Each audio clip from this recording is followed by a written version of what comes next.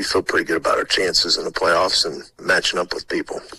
Well, let's go ahead and talk a little bit more here about this Week 8 matchup. When you have a chance to scout Southeast on film, I know that they bring a lot of pieces back from last year. What are some of the biggest things that kind of jump off the page at you about just the way that they play?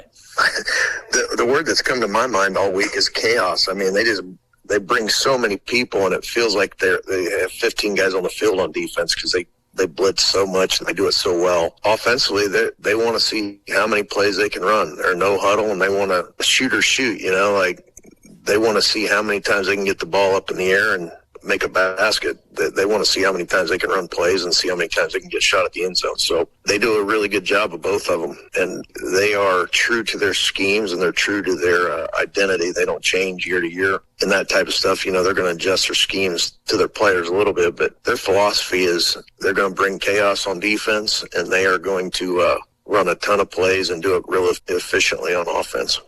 Well, and I was curious to get your take on that. I mean, I know that obviously keeping teams back on their heels has been a big thing for Southeast this year. What are the biggest keys for your defense to have success against a team that wants to run that many plays and a team that is kind of as even between the pass and the run as what SES is? The big thing is lining up. I mean, we don't see no huddle. In college, when I was coaching, you saw it every week, and you were always prepared. You guys just line up and you play, and you look over the sideline and get a call. Our high school guys don't have to deal with that much. So that's the biggest difference, is just getting the speed of the game early in that game is going to be huge. If we can adjust to that and settle in, we're going to be all right. But if we get flustered early, they're capable of putting up a lot of points in a very short period of time. In terms of kind of the hype, that this game has received before it begins, I feel like it's got a similar feel to it as last year. But also, one of the big differences, last year this game took place in Gypsum. This year you guys get it at home. How hyped are the guys to have this big Week 8 matchup in front of the Bearcat faithful? I think they're really excited. They haven't came to me and told me how excited they are, but they seem like it at practice. They're focused and ready to go. But I know how big of a crowd and how excited our fans were last year on the way to Gypsum, and how big of a crowd we had at Gypsum. I would think we would have something very, very similar to that here. I think it's going to be, I don't know if there's a better atmosphere than playing at Channel Field, because it's, I don't know. It's a great venue. You ain't going to have any wind. It ain't out in the open. You're kind of down in a little hole, and it'll be a pretty neat atmosphere. Well, last thing for you here, sir. We ask every single coach every single week, but what are your biggest keys to the game? What does Ellsworth have to do to an 8-0 undefeated regular season and march into Week 9 still undefeated? Well, they do such a good job blitzing. We got to be able to somehow get a hat on a hat, and if we could do that, we'll have some success on offense. But that's easier said than done with them. And then on defense, we just got to get settled into the tempo of the game and not let the speed of how they line up and get plays off affect us too much early. Well, Coach, thank you so much for your time once again, and best of luck to your Bearcats tonight. I appreciate it. All right, once again, that was Ellsworth head coach Joshua Molka. His Bearcats hosting Southeast of Saline tonight. We'll be back with more pregame right after this as Countdown to Kickoff rolls on here on KINA. It's mid-season, and that means playoff time for the Trojans, 1L Garrettson. The games get bigger and the stakes are high. Sounds like the real estate game, and just like the coaches are planning for their biggest part of the year, you can make plans for your family's real estate adventures. Maybe you're wanting to invest in a rental before the holidays hit, or maybe it's time to look at upsizing for the kids or downsizing for the folks. Country or town, big or small, one call does it all. Buy or sell, call 1L at salinahomes.com. Frisbee Construction is a service organization for the commercial grain industry dedicated to giving you the best in planning, the best in quality, and the best of workmanship, and overall the best value for your dollar since 1949. Frisbee Construction specializes in new construction as well as remodel and repair of grain handling facilities throughout the Midwest. Frisbee Construction Company in Gypsum has emergency crews available as needed. For more information, go to frisbeeinc.com. Back here on Countdown to Kickoff, brought to you by L&L Advisors, getting ready for week number 8 high school football, and it's on the road for Southeast of Saline tonight in Ellsworth. Our chance to talk to South by Frisbee Construction. And Coach, what a great night for you on senior night on campus last week, a 60-7 win over the Lions. Your overall thoughts on this game? We kind of expected this going in, but boy, there were times that your team looked really, really sharp in this game. Yeah, and I was pretty proud of the way the guys started the game. You never know. I mean, it's senior night and those type of things, and I felt like our guys were ready to go when the game started, and I felt like we got after them. We had a little lull there for a little bit. Lions got a couple first downs, but then we kind of just took control of the game, and I felt pretty good about the way we played. Let's talk about Daniel Kerr. Let's start with your quarterback here. You look at statistically what he's been doing. This was almost a night off for him, wasn't it? I mean, he had limited action on defense, really didn't have a lot of passing plays in the passing game. He did throw a beautiful touchdown pass to Tucker Thaxton. Also, for the first time this year, he threw a touchdown to somebody other than Tucker Thaxton when he found Evan Watkins, and just limited in the rushing game because Nathan Friesen was doing a lot of heavy lifting. What do you think about your quarterback and the night that he had? Yeah, I thought he did a good job. I think he was 4 for 5 or 5 for 6. I can't remember exactly what it was, for 67 yards or so, and had that nice pass to Tucker. Tucker made a great catch in the back of the end zone there for that too. But I thought Daniel did a nice job of navigating the offense there and getting the ball where it needed to be. And I thought Nathan ran the ball awful well too. One thing that you may not realize that I was tracking during the first half was time of possession. You guys had the ball a total of about 5 minutes and 5 seconds in the first half. You were averaging about 9 points every minute when you go through time of possession. You also had the pick six in there by Wyatt Boyd, which was a big play. We always talk about quick change plays, right? You get a turnover, you get a fumble recovery, and then your defense turns into offense. I thought this was probably the best that you've done that this year. Yeah, I did too. I felt like our kids switched gears from one to the other, did a nice job of getting the ball upfield. I thought our line did an outstanding job of blocking for our run game. Nathan had a wonderful, good night, 7 carries for over 100 yards. And the only way he can do that is if those guys up front are blocking, and I thought they did a good job. I just felt like we did a good job on offense all the way around. Yeah, very efficient on offense. What do you think about the defensive side of the ball? I thought we did a good job. I thought the guys that started the game besides giving up a couple of those first downs there midway through the first quarter, I thought did a really good job of stopping what they wanted to do. And then we got some guys in there in the second half, and we had a little letdown there where they moved the ball on us a little bit. But I thought after they scored that touchdown, our guys did a good job of shutting them down. We have known for several years that Wyatt Boyd is capable of putting the ball through the uprights, but when you got a penalty on a 2-point conversion attempt, it backed you up quite a bit. You went ahead and ran Wyatt Boyd out there. The wind was at his back to help out a little bit, but I think this was a test for him to put one through the uprights. He not only got that long one, but then followed it up with several more. He was perfect on the night, kicking extra points. Yeah, he was. He's 4 for 4. I was proud of him for kicking that. That longer extra point there. It just made sense to try that and see what it looked like. And that's just another weapon we have. Wyatt's continued to get better. He kicked off quite a bit as a sophomore, and then his whole junior year last year, and then all year this year. And his kickoffs are good. He usually puts them where we want them. And he's continued to get better on the extra points that we work on that a couple days a week. And Daniel does a good job of holding, and so that just all works together. With the 60-7 victory, you remain perfect now. It's the 4th consecutive season Southeast of Saline football has started out 7-0, and you do that with a 60-7 victory over the Lions. It also puts you in a position that we are in here tonight. We'll talk about that a little bit with us and Ellsworth now going at it on the gridiron. But I want to talk about your 100th win. We didn't talk about it a whole lot on pregame, and I hope at least maybe it caught you by a little bit of surprise because I was instructed to not say anything to you about it. But you roll into this game on Friday night, 99-38. And just it kind of seemed like it's set up as a perfect night, didn't it? How did everything go, and how'd you feel after the game? Oh, it was great. It's pretty cool to get your 100th win at one school, and I'm pretty proud of that. I'm pretty proud of getting it here at Southeast of Saline. It takes a whole lot of people to do that. Yeah. It takes a community. It takes assistant coaches that are outstanding, and I've been blessed with those guys over the years, and just a whole group of people to do that. We've been lucky with the athletes we've coached, and those guys have worked hard. So, it was a darn good feeling to get that 100th win. Absolutely. Now, 138 as head coach of Southeast of Saline, and as you mentioned, the same coaching staff pretty much. Maybe a couple of changes here and there, but at least for the last 9 years, the coaching staff you have now has been intact, and I think that's a big deal, and I think it's also the reason why Southeast of Saline football has been so good over the last few seasons. Oh, I agree. Those guys do an outstanding job. Whatever it takes to get the job done, that's what they do. And, awful proud of everything that they do. During the summer, they attend everything, and, every practice, those guys are there, and whatever needs to be done, they get it done. And I feel like we complement each other. Everybody, all the kids may not like all of us coaches together, but they like one of us at least. So, and they can go talk to them, whatever they need. And, it's a big deal to have consistent coaches like that, and we're awful lucky to have them out here. Rolling out of the victory now, 7-0 on the season. How's this week gone for you? Had a good week of practice so far, so had a good week of practice, so hopefully we're ready to go tonight. How's everybody else doing for Southeast of Saline football? JV on down through the other levels. I like to check in on them every week. Sure.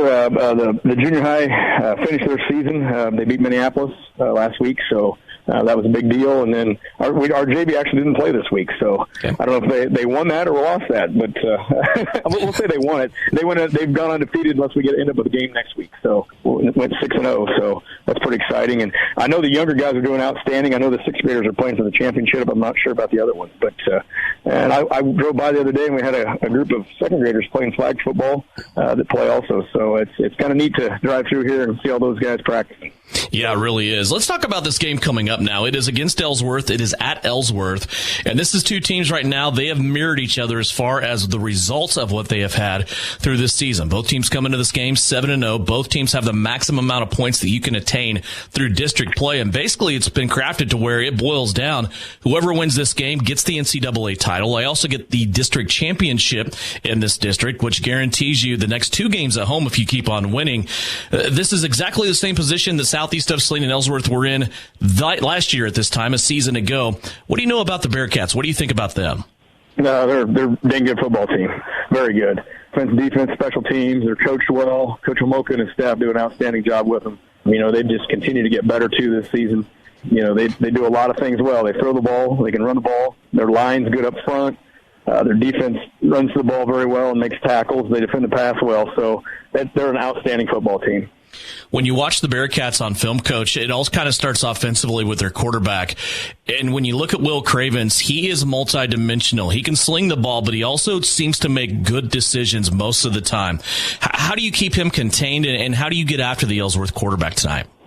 He does make good decisions, and that presents a problem for defenses when a quarterback will continue to make good decisions. I don't think he threw a pick, maybe one pick last year and hasn't thrown but maybe two this year. Yeah. So he makes good decisions with the football. He has guys that get the ball to him. We just got to be fundamentally sound in everything that we do because they have four backs that can run the football. They've got several receivers that can catch it well, and then Will can also run the ball well. So we just got to be fundamentally sound and get to where we need to be. And when we arrive, we need to be able to tackle whoever has the football. I want you to answer this next question because this may be on a lot of people's minds. Last year in the same exact position, and we know what happened. It was a good result for Southeast of Saline, and it wasn't close. What's the difference between this Ellsworth team a year ago and what it is right now? I remember last year they only had one senior on this squad. Well, and I think that's the biggest difference right there. I mean, they're a year older. You look at them on film, they look different. They're bigger than they were. They're faster than they were. They've had another year of experience. They played two or three playoff games, so, I think just that experience makes you different for one thing. They went through a whole another football season where they've had to grind through some things and work on some things and adapt and get better. And, I just think they're playing at an awful high level right now. What do you want to see most from your guys here tonight? Yeah, I think we need to take care of the football, keep it out of their offense's hands if we can, get first downs, continue to get first downs, and I think we got to play fundamentally sound defense. I think if we need to get to where we're supposed to be and be aggressive when we get there and make tackles, I think special teams can make a big difference in this game. And we talked a little bit about our kicking game, and that needs to be very, very good also. Southeast of Saline head coach Mitch Gebhardt, his guys tonight going into Ellsworth to take on the Bearcats for a district championship. Coach, best of luck to you. We'll talk to you at halftime. All right, thank you. Back with more Trojan pregame after this on KINA. You're telling me your driver turns you on remotely? It feels so good. One gentle touch of a handy remote or mobile app and my motor's running. And don't fret, my little pickup pal. New Image Audio installs these inside trucks too. Oh, yeah. You'll want it when the winter chill hits. A remote start from New Image Audio for cars, trucks, even diesels. All systems remote and cell phone capable. Nationwide coverage. Get yours at New Image Audio on South Broadway. In Salina. This has been Countdown to Kickoff. The opening kick is right around the corner. It's about to get ugly. Back to the stadium we go for Trojan football on KINA Sports. Welcome into Ellsworth, Kansas. Devin Haney along with Russ Kossel here in the booth. Brian Dennett high above the press box providing live stream video on SalinaPost.com. That's brought to you by Commercial Tire Centers. And also back at Studio Central, producing and engineering tonight's game is Big Sam Pretty. It's a good game. We know this is going to be a big one. It's for a district title, playoff positioning, also an NCAA league title. It is two league schools going at it that both have yet to experience a loss here in 2023. And to make things even better, before you take the field in your southeast of Saline, you get to see the home team's entrance, and they stole a little bit from you. They kind of mocked the same entrance that southeast of Saline's been doing for 8 years now. So that kind of adds a little bit, too, to the southeast visitors, doesn't it? I mean, that gets into you a little bit. Yeah, I think you and I kind of mentioned it. Our ears kind of perked up with the headphones. Thought we were at home. Kind of looked at each other like, are we at the right place? And then you just got to think of the hyped up that it's getting the guys on the other side. You know, the white jerseys from Southeast Saline, just something you're used to hearing at home, come running down the hill. And I don't like the tactics that Ellsworth comes out with to start. Well, we will see how they'll play out. This should be a good game regardless of what happened in pregame. And when you look at this game, man, I mean, wow, there is a lot. You want everything you want in this game and more. Last week, Southeast of Saline rolled over Lions 60-7 to move to 7-0. Ellsworth defeated Halstead 21-0 to move to 7-0. This is for the District 5 championship. It's also for the NCAA championship. And for the fourth consecutive year, Southeast of Saline is 7-0. It's the fifth time under head coach Mitch Gebhardt that they have started 7-0. On the Ellsworth side, it's the second year in a row they have started 7-0. That streak ended last year when they lost to Southeast of Saline 46-7 on the campus of SES. The Paz last year, very similar, only one game difference between these two schools. Ellsworth traveled to Kingman in the round of 8 and lost to the Kingman Eagles. The very next week, Southeast of Saline traveled to Kingman in the round of 4 and lost in double overtime to Kingman in that game. How wild would it have been, first of all, if Ellsworth would have beat Kingman last year? We had an Ellsworth Southeast of Saline right to go to the state title game in 2022. But also, this adds a little bit to it, too, because this is the home of Mitch Gebhardt. We talked to Coach before the game. I said, how much of this setup, the stadium, the concessions, the restrooms, the hill, everything has changed since you went to school here? And he said, that's pretty much the same. Yeah, the only thing really that changes is the people around here. So, you know, big game tonight. You talked about it. This is eerily similar to exactly what it was last year. You know, both teams coming in at 7-0, an NCAA title on the line, a District 5 championship on the line. And there's a lot of districts right now where we really don't know we know the 1 and 2 seed's going to be, but you don't know how it's going to play out. And that's exactly how this one is. So tune in, put your seatbelt on. This one's going to be a good one. High at 95 today, unseasonably warm for a game that's going on right in the middle of October. There is very little wind. There's a slight little breeze that's making things play.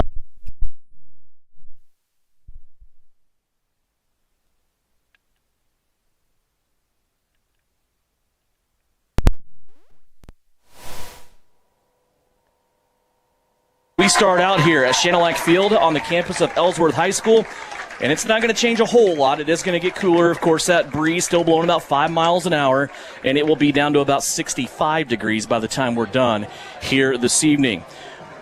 Want to invite you in on SalinaPost.com if you're watching live stream video paired with the radio broadcast. 15 minutes left to go before the game. There were 100 people in queue already, Russ, waiting for this contest. We were just as antsy as they were waiting on this contest to get underway. When Ellsworth takes the field, you're going to see them in their home black jerseys, black pants, black helmet, EHS and the Bearcat logo on the side. Southeast of Saline for this road trip tonight, they have elected to wear their all-white kits, white top, white pants, and that purple Southeast of Saline helmet with the Trojan logo on the side. Russ, your new image audio, keys to success tonight for Southeast of Saline. Finish the drive. You're going to get a lot of chances. We've seen this team a few times this year where they haven't capitalized on drives, not sustaining them very long time, then either a turnover or a turnover on downs. I think you have to finish the drive. You're going to get the ball to start first, and I think you got to put this one in the end zone and really set the tone for the rest of this game. Daniel Kerr awaiting his offense, his opportunity here. Back deep will be Nathan Friesen along with Cameron Whitty. They will be standing at their own 10 and 5-yard line respectively. We are waiting on the clock to count all the way down as Will Cravens is waiting on the football. Will's going to do a lot of everything. You're going to hear his name and see his number 2 jersey out there a lot for Ellsworth tonight. He is the kicker, he is the punter, he is the quarterback, he plays safety on defense, and he has had just an outstanding athletic career, not just football career, athletic career here at Ellsworth High School. So Cravens will dispatch his kicking team. They are ready to kick it off. They will work from right to left as you view live stream video on SalinaPost.com, thanks to our friends at Commercial Tire Centers.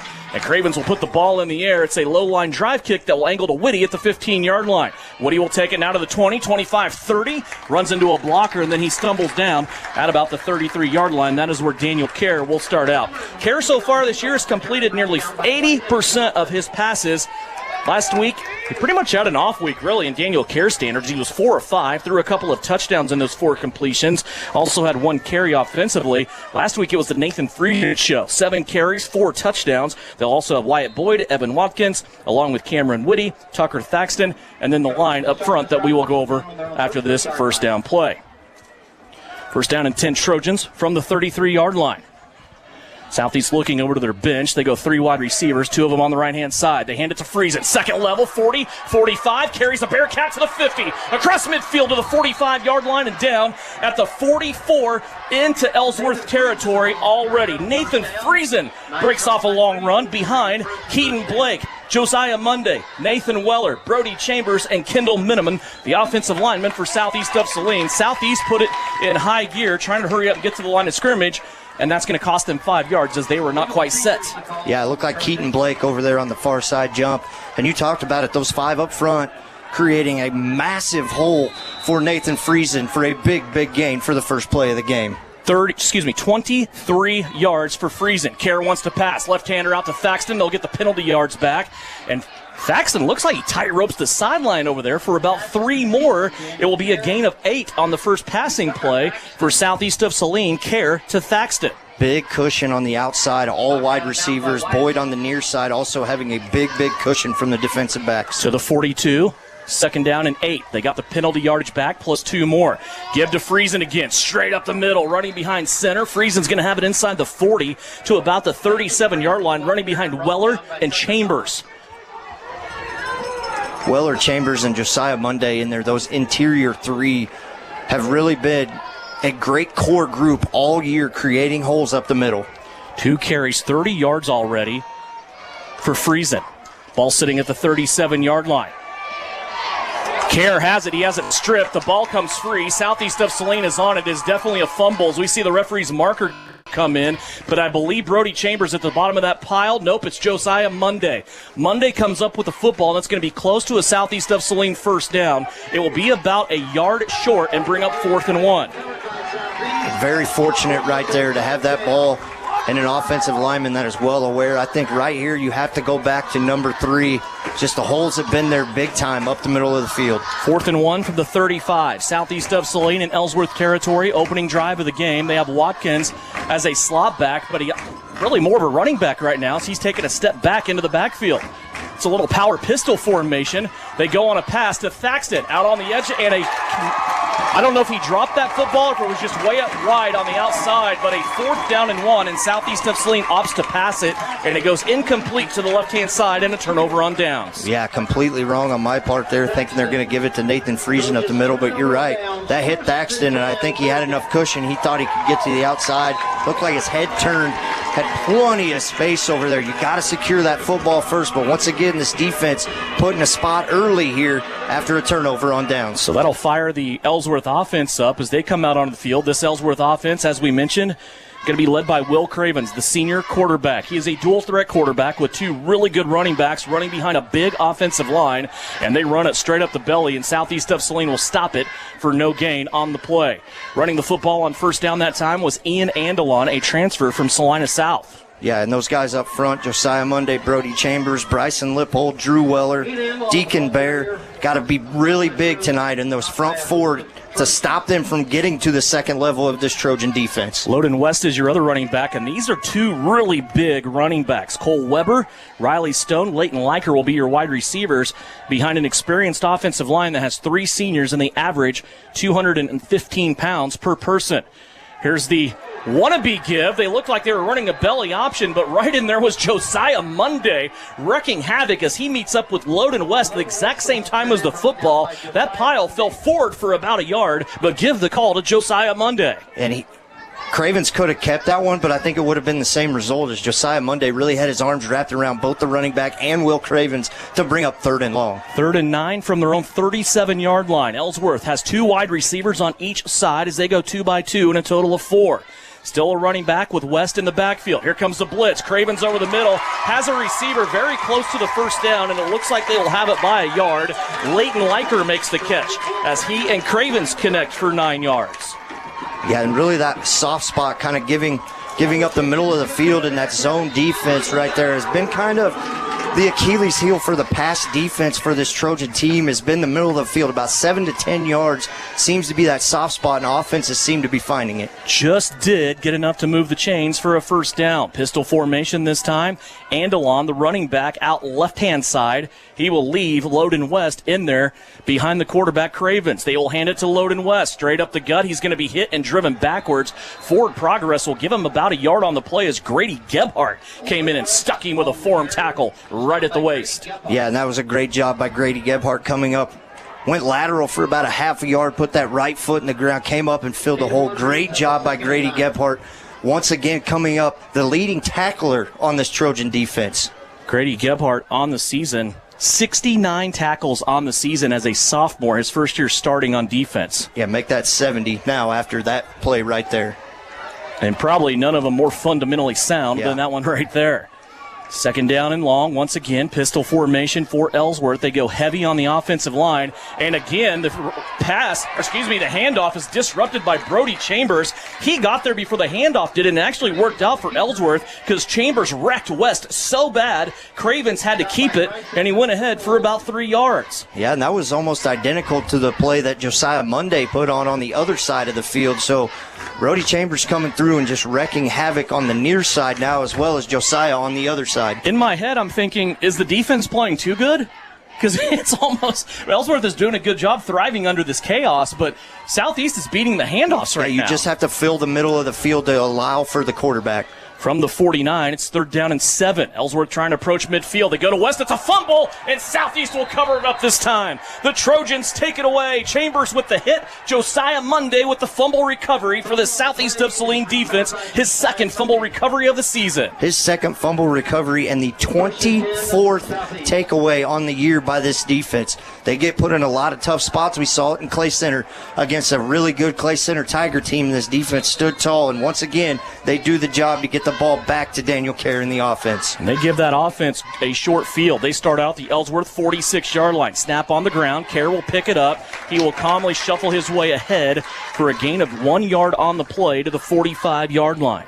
And that play in motion with Whitty going in motion, the ball being low on the ground, kind of disrupts that whole play. He was really busted, and Kerr had no other choice but to just pick it up and go forward and get 1 yard. From the 45, 2nd down and 9. Pitch out left-hand side to Friesen. Has a blocker. Watkins out in front. Friesen has a seam. Friesen into the second level. Friesen for a first down as he is finally tackled and taken down at about the 32-yard line. On the left edge that time, along with Evan Watkins, went Nathan Friesen for a big gain. They're going to say it's down to the 33. That's a gain of 12 for Friesen. And this receiving core all year long, blocking downfield, has been nothing short of phenomenal. Not holding, but going just long enough, driving that defender back, allowing Friesen that time to get the corner, but we've seen it with a multiple variety of ball carriers. 1st down and 10 at the Ellsworth 33. Here's the give to Friesen again. Little counter step. He started out left, brought it back to the middle. A bunch of black jerseys in there, pushing back with resistance. They will hold Friesen to a minimal gain that time, and it's Riley Stone. He is a stud on this Ellsworth defense, pushing back that time for the tackle. Yeah, 205-pound defensive end. Riley Stone, 205-pound defensive lineman coming through, and Riley kind of anchors this defense up front, trying to get the guys fired up after their first stop of a run play up the middle. 6:12 left to go. First quarter, still scoreless. Southeast of Saline on their second drive. Here's Kerr rolling out right, throws it with his left hand, has Wyatt Boyd at the 30. Wyatt picks on a move, puts up 4 more yards, and moves it to the 26-yard line. A gain of 7 on the first connection from Kerr to Wyatt Boyd. And brings up third and manageable, giving a lot of cushion out there. We've seen Thaxton on the far side, now Wyatt Boyd on the near side. Once again, just trying to bait these defenders up to maybe take a shot with Tucker Thaxton one-on-one. 3rd and 4 for Southeast of Saline as they go further into Ellsworth territory. Here is Kerr, fakes it to Friesen, now rolling out left, wants Thaxton again, it's going to be picked off, maybe. See what Ellsworth can call here, and the referee right on top of the play on the Southeast of Saline sideline looks at the defensive back, and he did not get the feet down. I believe, once again, that was Riley Stone, wasn't it, Russ? So we've seen him now play up at the line of scrimmage. We've seen him play linebacker. That time he was out covering the pass on the sideline. They list him as a linebacker / defensive back. Yeah, and that might be why he plays defense. I mean, Kerr got away with one there. Tucker kind of stumbled on the route. Now to bring up 4th down once again. Another 4th down. This one 4th and 4 for Southeast of Saline. 4 wide receivers. Friesen staying in to block. Now they slip Friesen out for a screen, and he's not going to get it. Friesen ran out of bounds at the 27-yard line, and he will get back to the line of scrimmage. No more after that, as Southeast of Saline, for the second time in 2 drives, turns it over on downs on a 4th down that they could not convert. Leighton Liker in on the tackle for Ellsworth. And that was that's why the new image audio keys to the game are finished drives. You're putting all kinds of yards together early, and then you run into a wall and really have nowhere to go. But the defense, once again, asking to stand up tall. Luckily, a little better field position for the Trojan defense this time. Ellsworth will come out with their second drive of the game. They'll start at the 28-yard line, their own 28. 2 wide receivers on each side. Here's the handoff again, and they're disrupting it again as Southeast of Salinas. Josiah Monday comes in and wrecks it for a 2-yard loss. Boy, nobody is blocking Josiah Monday, and if they are trying, they are not successful doing it. Yeah, not sure who on the far side, if that is a read play for the defensive end, but these defensive ends for Southeast getting through extremely too fast before the handoff can even get there. If it's a read play for the defensive end, Josiah Monday has a picture book, and he's not spending any time in it. 2nd down and 12. 2 running backs now, staggered off to the right, who Craven's in the shotgun. They're going to go to Andelon. He puts his head down, stumbles across the 30, makes it to the 31-yard line. Biggest run play of the night right there for Ellsworth to bring up about 3rd and 6. So once again, these defensive backs might be put in this position. You got to know where the sticks are at for Ellsworth to get a 1st down. Maybe have to press up a little bit on coverage. 3rd and 6. Football sitting at the 31. Ellsworth again going heavy on the offensive line. 1 wide receiver, 2 running backs. Cravens with a long snap count. Now he'll take it. They'll hand it off to Andelon, and he will be arrested again for a short gain on the play. He might have got a yard. Yeah, I think they're just going to give him a yard right there. A host of Trojans coming up. Looks like, once again, Josiah Monday the last to get up from the pile, as it looks like right here Ellsworth is going to bring in their punt team and Will Cravens to kick the ball away. So Cravens will punt it away. You always have to throw up the caution flag when the quarterback is also the punter, because there may be a pot of trickeration that they can dip into here if they want to. Looks like he is going to punt it this time. Token pressure from Bryson Lippold, and Cravens uncorks this one as it goes down the sideline. It's going to die out of bounds between the 20 and 30, where the referee is going to walk up and spot it at the 23-yard line. Other games going on in the area that we'll keep an eye on the Bennington State Bank scoreboard. In the NCAA, Sacred Heart plays Republic County. The winner of that gets into the playoffs in Class 1A. TMP is at Beloit, and Minneapolis is at Riley County. Also in the area, Abilene plays Wamego. Salina Central plays Arc City in Salina. Salina South is in Mays to play Mays South. Lincoln is at El Saline. Some other games to keep an eye on in this class. In Class 2A, undefeated Nemaha Central is at undefeated Sabetha. And Kingman and Garden Plain, both of them have 1 loss. They have both lost to Cheney, who knocked off Andale last week. Yeah, and that Nemaha Central. Here's the gift to Whitty around the left-hand side, Russ. Didn't mean to interrupt you there. A couple of yards for Southeast of Saline as they start their 3rd drive. And back to that Nemaha Central Sabetha game. That is for the winner of the District 4 to see who gets the number 1 or number 2 seed, as both come in undefeated, plus 63. Whitty with his first carry of the game out to the 27-yard line. Gain of 4 by Cameron Whitty. 2 drives, 2 turnover on down so far for the Southeast of Saline offense. Inside, between the tackles, this time is Grady Gebhardt. And Gebhardt will zigzag his way to the 30-yard line and bring up 3rd down and 4. And see if this Southeast offense can pick up a 3rd down. They've had 3rd and 3 to 5 yards, so very manageable here. Just have to execute on 3rd down. From the 30, it is 3rd down for the visiting Trojans, wearing all white with those purple helmets. This battle of unbeaten teams. Kerr and everybody else looking over to the sideline on the left-hand side. They're going to move Gebhardt over to the left-hand side of Kerr. 3 wide receivers on the right-hand side. Kerr wants to keep it behind Gebhardt. He stumbles, but he has space. Into the second level, 40, 41, 42, and a 1st down for Southeast of Saline. It's a gain of 12 yards. Grady Gebhardt lead blocking that time for Captain Kerr. And I wonder if Kerr saw something there, changed the play a little bit, moving Gebhardt over to be that lead blocker. And if you're going to have a lead blocker, there's nobody else that I'd want in front of me than number 30. Out to the 42 now for Southeast of Saline. A new set of downs, 1st and 10. Kerr, a little pump fake. Wants to go long. Airs it out down the left-hand sideline. Thaxton up again, and he's done it again. Another highlight catch for Tucker Thaxton. The junior goes up and does the athletic play inside the 30. Tucker Thaxton on a big connection from Daniel Kerr. And we seem to be getting these Everhart Precision Ag pass of the game out early, as we've seen that 3 times now. So great job right there and a great route by Thaxton. 32 yards on that 1st down play. Here's Kerr trying to string it out to the left-hand side, and he's going to be thrown for a loss. Kerr will lose 2 yards on this play. And that last ball was underthrown by Kerr. Thaxton had his guy beat by about 4 steps. What we used to call a little chair route, but now just an out and up. Just kind of went out and sat the defender right in the chair and turned it upfield. And if that ball's not underthrown, he's probably still running. How many catches by Thaxton this year have we seen like that where the defense has been really good? Here's Gebhardt now. He gets into the linebacker level, has a big collision. The ball comes free. The referees are going to say he was down before that ball popped out. So Gebhardt will advance the football to about the 23-yard line after a gain of 5, his 2nd carry of the night. You got to convert on 3rd down once again. This one 3rd and about 5 and a long 6 yards here. So you got to come up something here to get this 1st down and keep this play alive. If you don't pick it up, you got to get that 4 yards to make it 4th and very short. 3rd and 5 at the 22-yard line. Southeast of Saline knocking on the door of the red zone. Here's Gebhardt angling right. Has a couple of guys to beat. Mits it up to the outside. 15, 10, 5. Grady Gebhardt into the end zone for the first time tonight. Grady Gebhardt, 1 stutter step, and he sprints out to the right-hand side and cashes this one in from 22 yards away. Blocking on that right side, Kendall Minimum, Brody Chambers. Kendall cleared his guy, got him hooked in, went to the 2nd level, got the linebacker. Grady gave one little shoulder fake to the cornerback and just outran him to the corner of the end zone.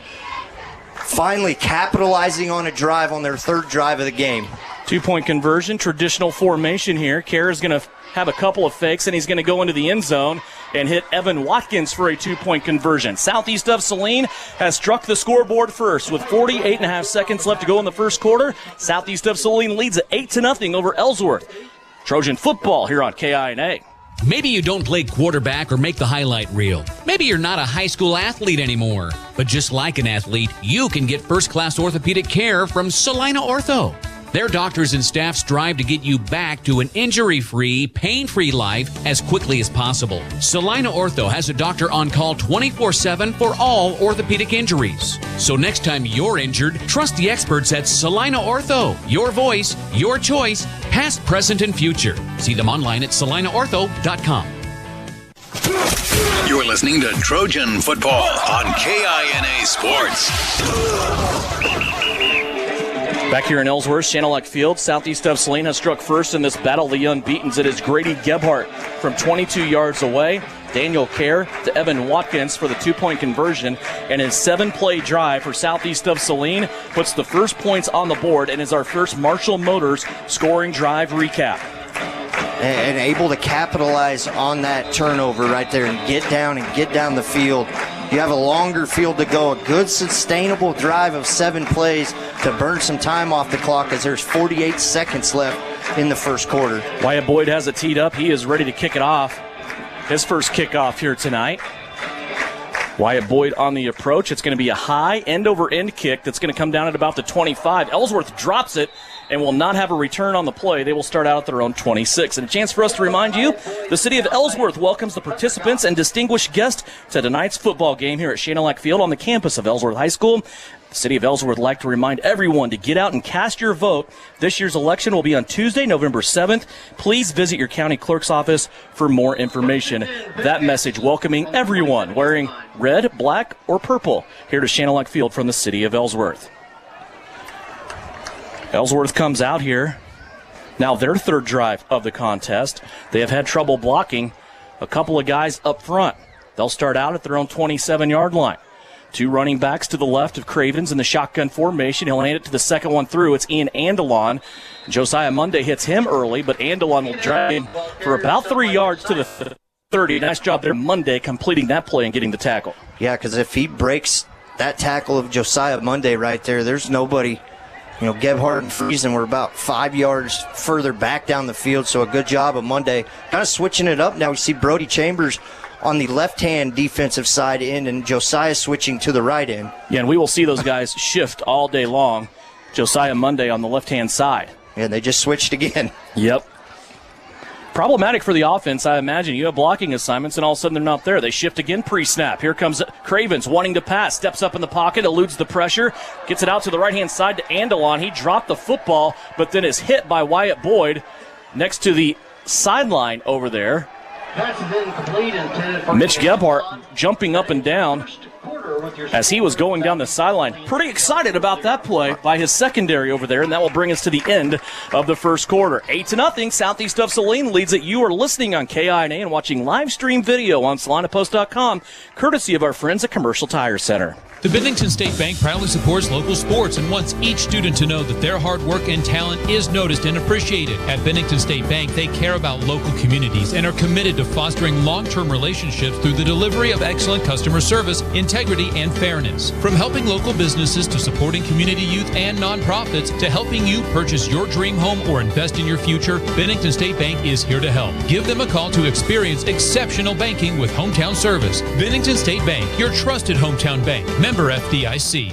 For a century, the Farmall tractor transformed farming generation after generation. Today, legacy Farmall tractors and modern ones are found all around the world. Still incredibly reliable, still all-purpose as ever. To celebrate 100 years of Farmall, Case IH is giving away a Farmall Utility 75C tractor and $15,000. Join the celebration and enter for your chance to win. For contest details, contact CanEquip in Salina. You are listening to Southeast Trojan Football on KINA Sports. The only score so far was Southeast of Saline. Grady Gebhardt blasting right through that CanEquip red zone, 22 yards out. The first scoring play of this game thus far. Ellsworth does have the football as they are sitting at their own 30-yard line. It's a 3rd down and 7. Cravens back to pass. Pressure from the backside. He feels it, steps up. Now he's going to run. Cravens with a first down for Ellsworth and then tackled up high by Nathan Friesen. And Cravens will come down at about the 39-yard line. Good scrambling that time by Will Cravens, and he will get about 9 yards. And notice that on a couple of the drop-back plays where he steps up to throw it. That middle of the field is kind of, once he gets past the first level, there's nobody within 6-7 yards. So maybe not the first time he could have pulled it down and got positive yardage, but a great job by Will Cravens knowing down and distance right there, had to get that 6 yards and got 7. Cravens on the season, 6 rushing touchdowns. He averages over 10 yards a carry, so it's probably just like plays like that. First down and 10 now for Ellsworth as they are sitting at the 38-yard line. High snap, Cravens will pull it down. That disrupted the timing, and Southeast of Saline's defense is there as Brody Chambers with a big aggressive tackle on Ian Andelon for a short loss. Good Lord. Yeah, Andelon really kind of trying to keep those feet turning, but when you get picked up off the ground, you can't really Fred Flintstone that very much with Brody Chambers flipping you head over heels to stop you for no gain. In Andelon and West, both these running backs are big guys. They have done their work in the weight room. 2nd down and 10 here for Ellsworth. From their own 38. 2 running backs staggered. Off to the side of Cravens. They're going to go to Andelon again. He's going to bounce it out of traffic, and then he's stabbed at the ankles, and that's going to hold that down to a minimum as Daniel Kerr came in from his linebacker spot. He was back playing defensive back, and he came in, had an excellent one-on-one tackle. Yeah, he may have saved a big gain right there. Picture-perfect tackle by Daniel Kerr coming up.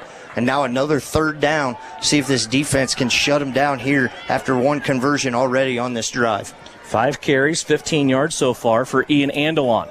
3rd down and 4 from the 45-yard line for Ellsworth. Long count here by Cravens. Here comes the blitz. Gebhardt in there in the defensive backfield, and it's going to be tipped right before the receiver. Looks like Wyatt Boyd got his right hand on it as it was coming in for Liker, Ellsworth's leading receiver, and a good play there by Wyatt Boyd. Yeah, if you want to talk about how to defend the pass, Wyatt Boyd did not bite on the pump fake, went right with him, had his head on the quarterback the whole time. Times his jump perfectly to get up and tip that ball out to not allow the receiver a chance to get it. What a beautiful night here in Ellsworth. Chamber of Commerce weather, as they say. Here's the snap back to Cravens. He's going to punt it again. Token pressure by Bryson Lippold. This is going to bounce at the 20. Now angle to the 15. Southeast just going to get away from it. And Ellsworth has done their job here as they pin Southeast of Saline back within the 15-yard line. The Trojans will have to come out here and start their 4th drive of the game at their own 12-yard line. One update that we told you we'd follow along at the end of the first, arguably probably in the polls number 1 and number 2 all year, Nemaha Central and Sabetha. Nemaha Central up 7-0 after 1. Also in Abilene, Wamego just took another touchdown lead at 14-0, still in early in the second quarter of that game. Here, Southeast of Saline leads at 8-0. They will start out at their own 12. Kerr back to pass, has to get rid of a Bearcat defender, passes it out to Wyatt Boyd. Boyd came back for the football and made that look like it was drawn up that way to avoid any kind of potential flag or intentional grounding, and that incomplete pass will bring up 2nd and 10. And that might have just shown how strong of an arm Daniel Kerr has. Very, very dangerous to hold on to that. He was getting turned around and just all armed through that one about 22 yards off to the side, and Thaxton coming over and making a great attempt so it wouldn't be intentional grounding, and that play might have resulted in 2 points as he was in the end zone.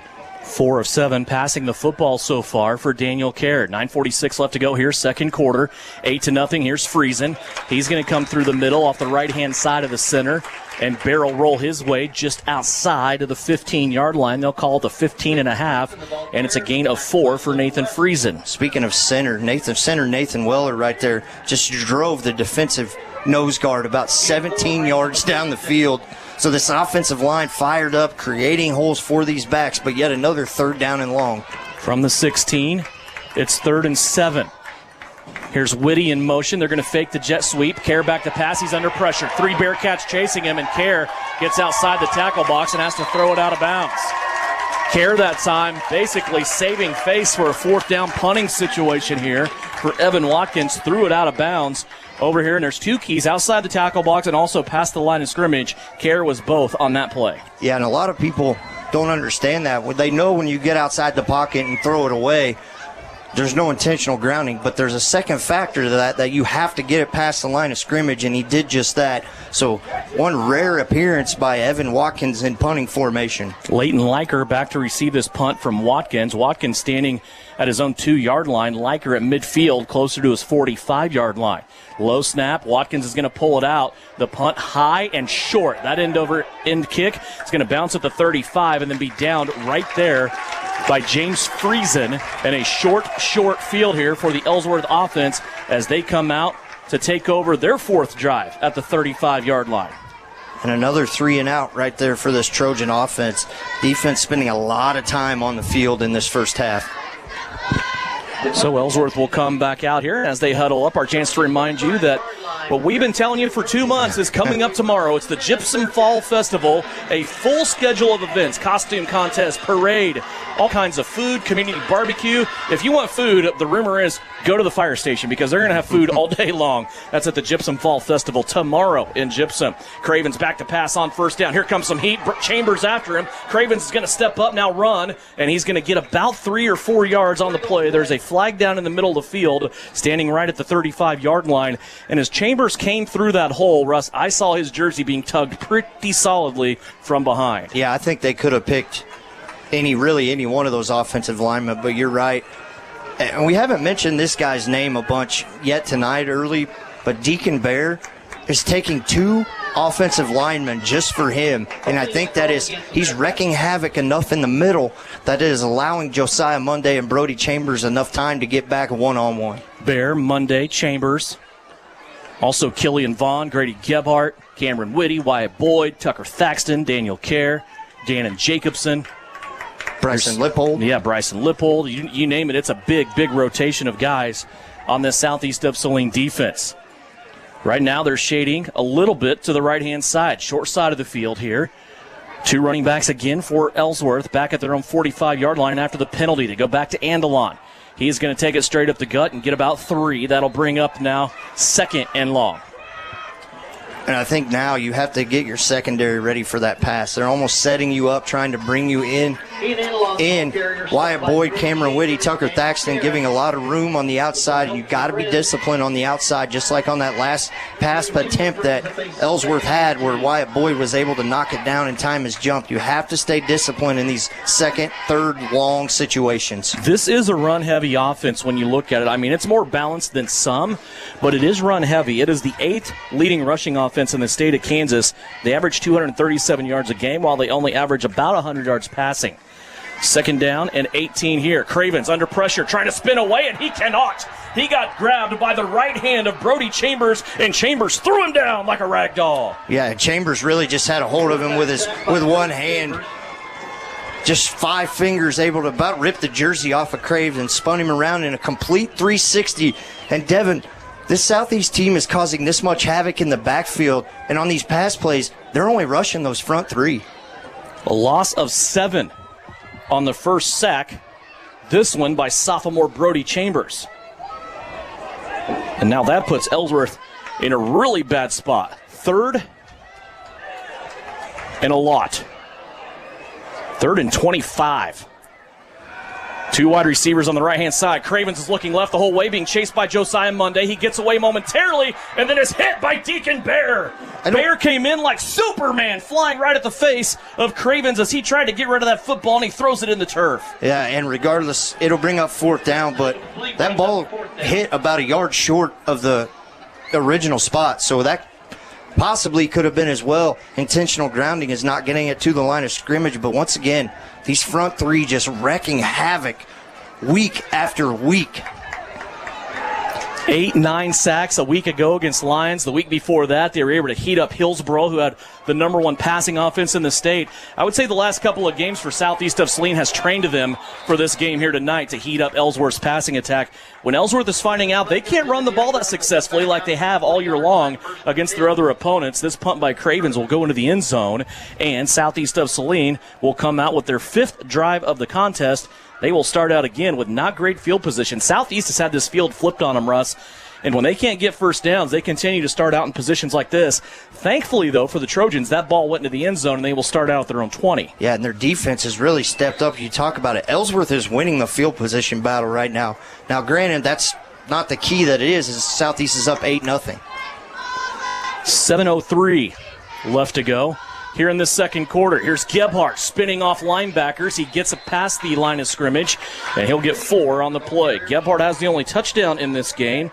That gain of 4 yards gives him now 4 carries for 33 yards in that tutty. He had a lot of number 30 in right now. Nathan Friesen really didn't play at all running back on that last drive, as now they're going to split Grady out and keep Evan Watkins in that little slot position. It's an empty backfield for Kerr. He does have Watkins close by, but Kerr's going to keep it and try that edge, and he cannot get anywhere.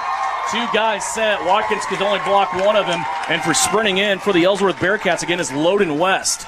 Yeah, and Loden West read that one exactly like he should have. He's in the far cornerback on the far side of the field, saw the right guard pulling, and just shot out of a cannon coming through the line of scrimmage unblocked to lose about a yard or 2 on that play. You know, when you're doing game prep and you're putting stats together and you're watching film, things like that, you pick out some guys. I picked out Loden West early on this week, and I said, man, I can't wait to watch him play. Yeah, he's a fun kid to watch around.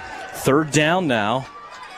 And about 8. Kerr back to pass. The lefty slings it over the middle, has a guy at the 35. Now breaking it upfield. Cameron Whitty across the 40 to the 41-yard line.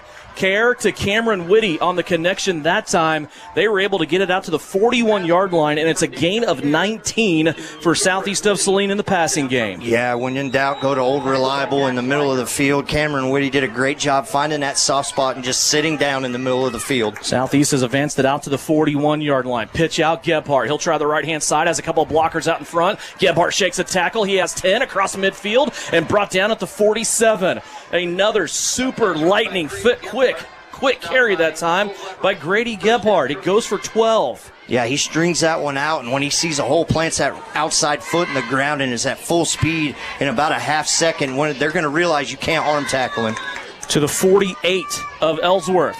They'll do the same thing on a jet sweep. Woody will take it to the left-hand side, and he will get a few yards here as he breaks it inside the 45 to the 43, and it's a gain of 5 for Cameron Whitty on his second carry of the night.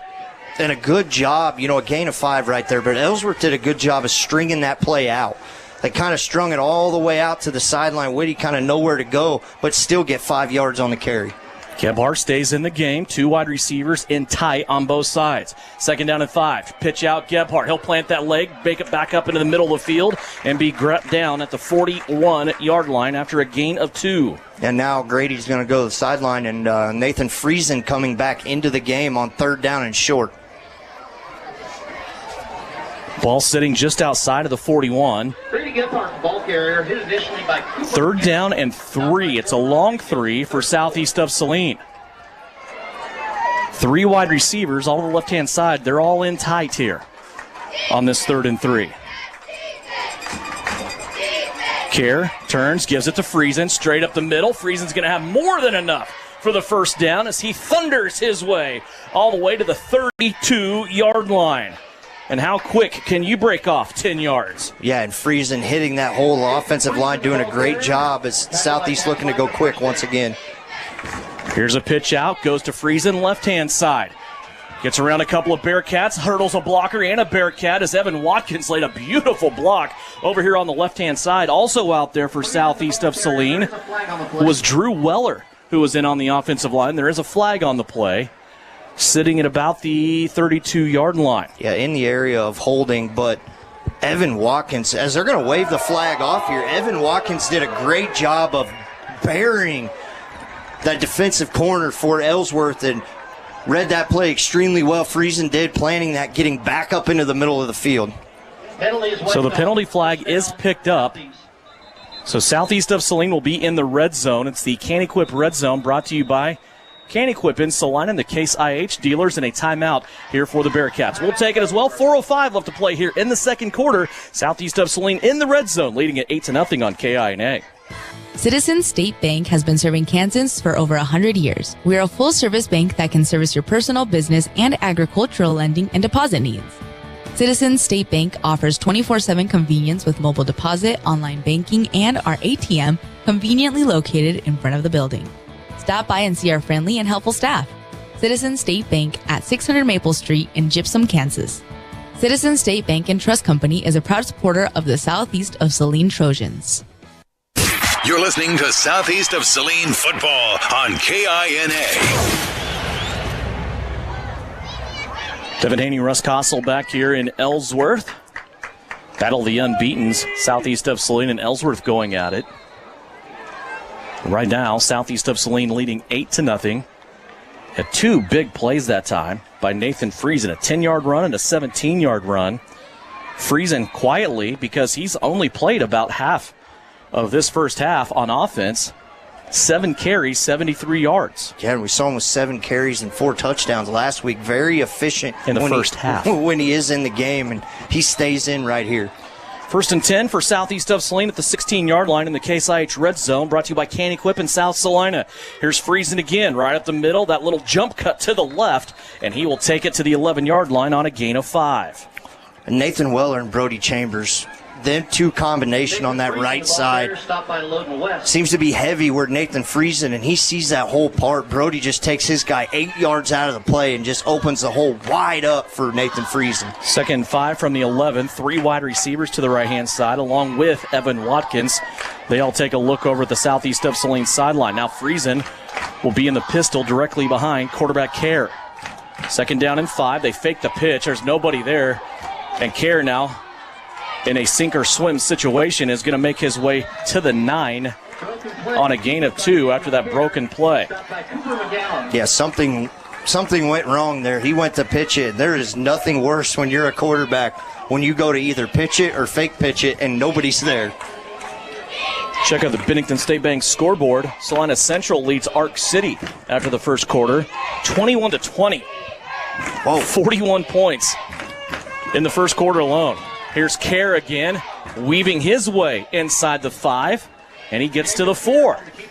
So 2 carries, 7 yards for Daniel Kerr. And picks up, more importantly, a first down to bring up 1st and goal at about the 5-yard line. They're going to be inside the 5. Looks like they're going to spot this here at the 4. So 1st and goal at the 4. And meanwhile, southeast of Saline has shortened this first half. We're all the way down to 2:39 left to go here in the second quarter.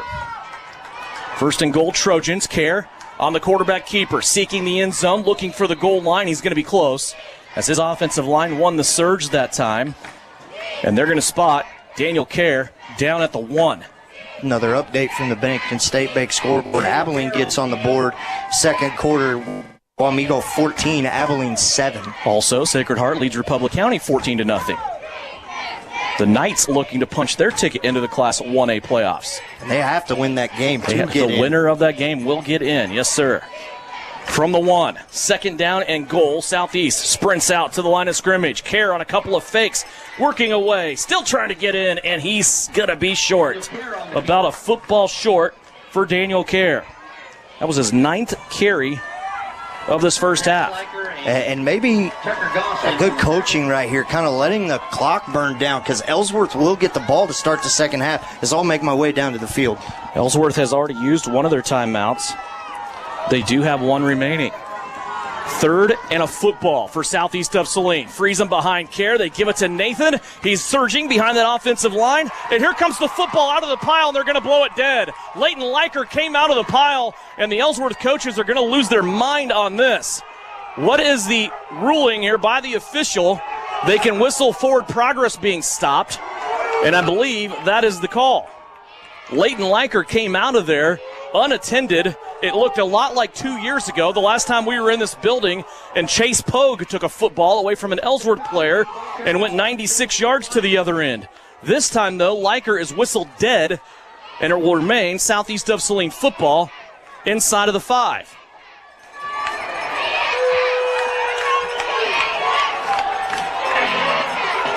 Boy, Ellsworth faithful cannot be happy with the way the calls have gone in this first half. Seemingly everything going against them. And now it is a 4th down and 1. Southeast of Saline actually lost about a half a yard on that play. And the clock continues to run as southeast of Saline's going to take it all the way down to 32 seconds and call a timeout. It's the first timeout taken by southeast of Saline here in this first half. And that was just one of those plays where the mob and the huddle and the 22-player scrum just kind of kept stalling out, and then all of a sudden we saw Leighton Liker come out with the football. Josh Homolka, the head coach for Ellsworth, not happy right now with that call. He goes out and tells the officials some of his thoughts. And boy, that was one of those plays, Russ, where it lent a spark to this Ellsworth crowd here right in front of us, but then quickly called dead as assumingly the officials said forward progress had been stopped and that pile had gone on long enough. Yeah, I think you're exactly right. They forward progress probably was stopped, and that's been a emphasis here the last couple years, is when forward progress is stopped, you blow the play dead, more for player safety. This is a big play here to end the first half. 4th down, 1 yard line. Southeast of Saline trying to put more points on the board and extend this 8-0 lead as they go into the locker room. Again, when we look around the corner, Ellsworth will get the football to start second half. Also, stay with us at halftime. We'll have a visit with Wade Castleman about regional cross country coming up, and also the league meet the Southeast of Saline swept last week. Daniel Kerr with Nathan Friesen on the right-hand side. The stands rumbling here in Ellsworth. They want to stretch it out to the right. It's a jet sweep. Cameron Whitty into the end zone. And a touchdown. Got a flag on the play in the area of offensive holding. And it is holding against Southeast. 28.5 seconds left to go. Time is not a factor, but now yardage is. As Southeast of Saline still has 2 timeouts to use. And they can talk about it here, but a holding call on the edge against Southeast of Saline as Cameron Whitty took that one to the end zone, and now Southeast is going to be backed up to the 11-yard line. And this has been a monster drive in terms of yardage and plays for Southeast of Saline. Remember, this drive started out at the 20-yard line. So they have taken it 79 yards down the field. They are just lacking that one last yard, but now a penalty will back them up to the 11, and they'll have to cover from there on in. I know we ask this question of ourselves all the time, Russ, and it's more for our entertainment probably than anything else because we know the answer and the end result. After the day Wyatt Boyd had last week, do you entertain the thought of a field goal here? Yeah, and you know that I'm sure that's got to be crossing the mind, but field goals probably are not going to win you this game.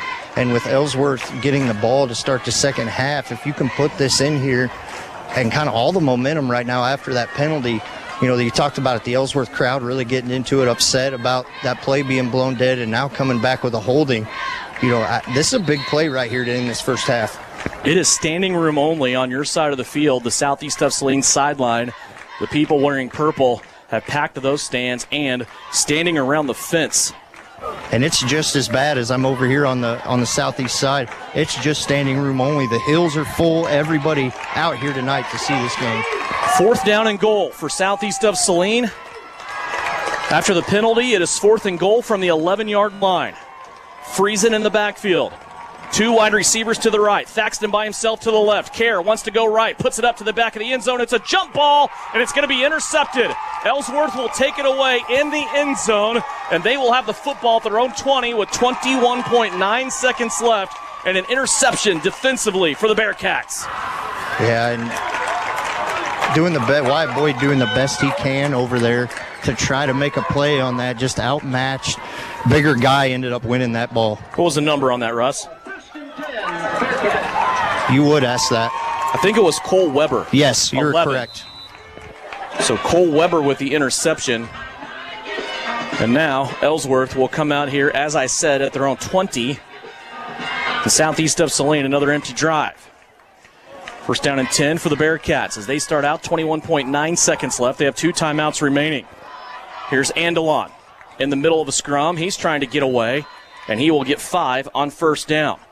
Doesn't look like Ellsworth is interested in stopping the clock, and Josh Holmoka has motioned his Bearcats to go to the locker room.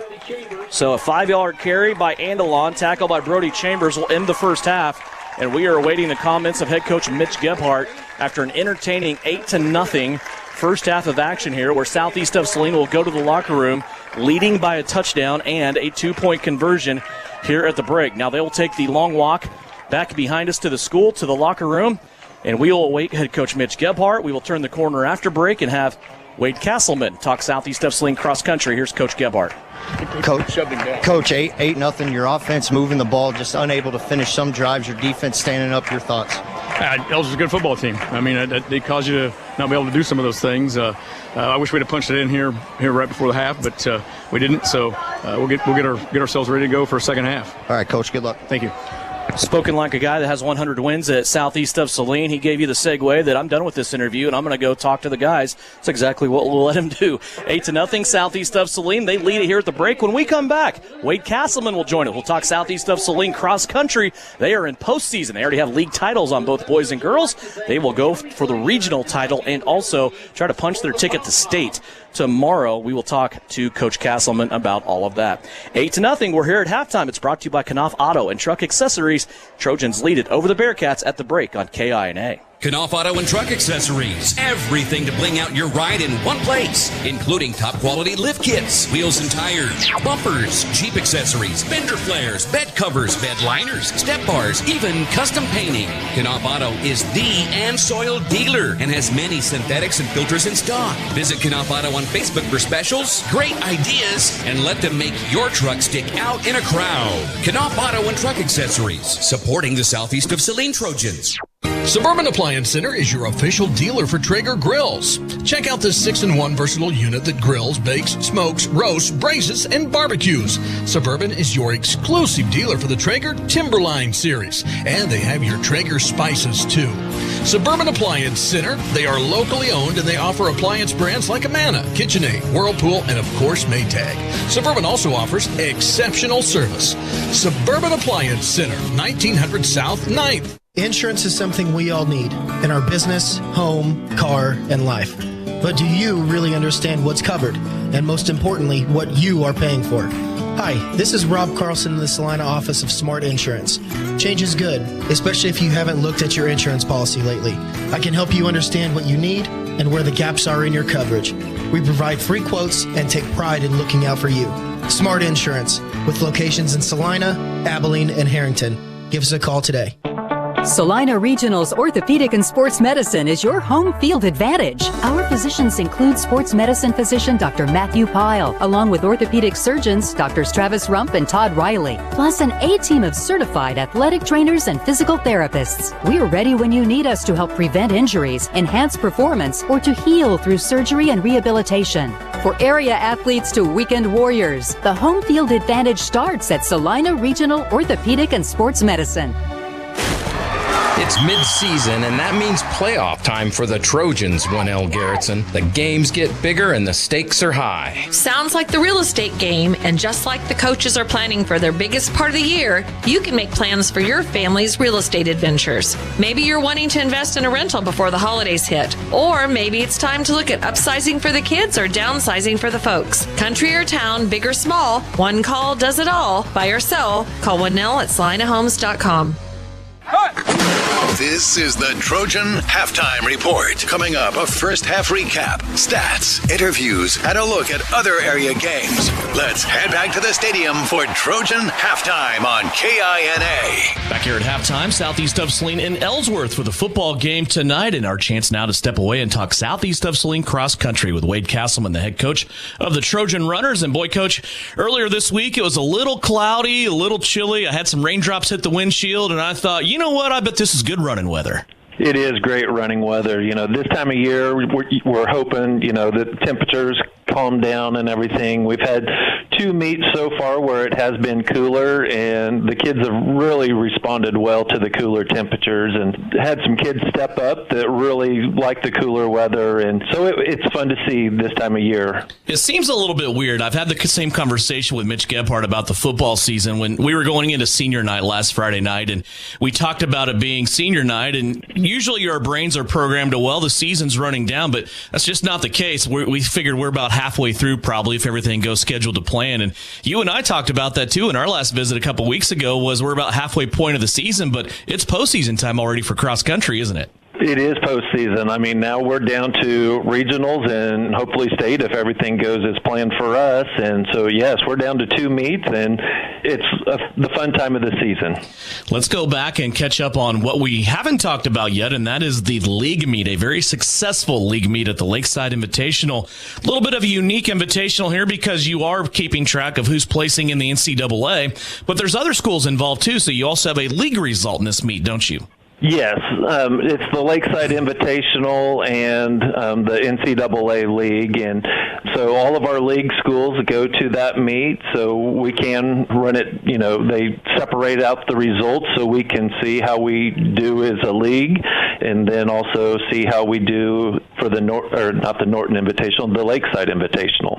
Let's go through these results. First, let's start with the ladies, of course. Southeast of Saline in first, 30 team points for the Lady Trojans. Sacred Heart comes in second with 73. Then Norton in third for the Lakeside meet at 105. When you look at results, you had 2 freshmen leading the way for the Lady Trojans. Talk about how your ladies ran at the league meet. They ran very well. We were without two of our top 7 girls in Brecken Alderson and Sadie Franklin. And Reagan Duran had, I'm going to call it a breakout meet. She definitely liked the cooler weather, and something just clicked for her that day. And after she ran, I said, whatever you did this week, you need to do the following 2 weeks and everything. She just ran really well and probably looked the strongest I've seen her look all season. Yeah, Reagan Duran for you, second in the NCAA. She placed 4th overall. She was your lead runner, as you mentioned, running without a couple of young ladies in this meet, but still the Lady Trojans able to capture the NCAA title. On the boys' side, again, first place for Southeast of Saline, 15 team points, not 50, 15. And you were able to edge out St. John's Beloit by a wide margin in second. Norton was third. Again, we see Walker at the top of the list for Southeast of Saline, but you had some other guys kind of get up there in the top 10 as well, didn't you? We sure did.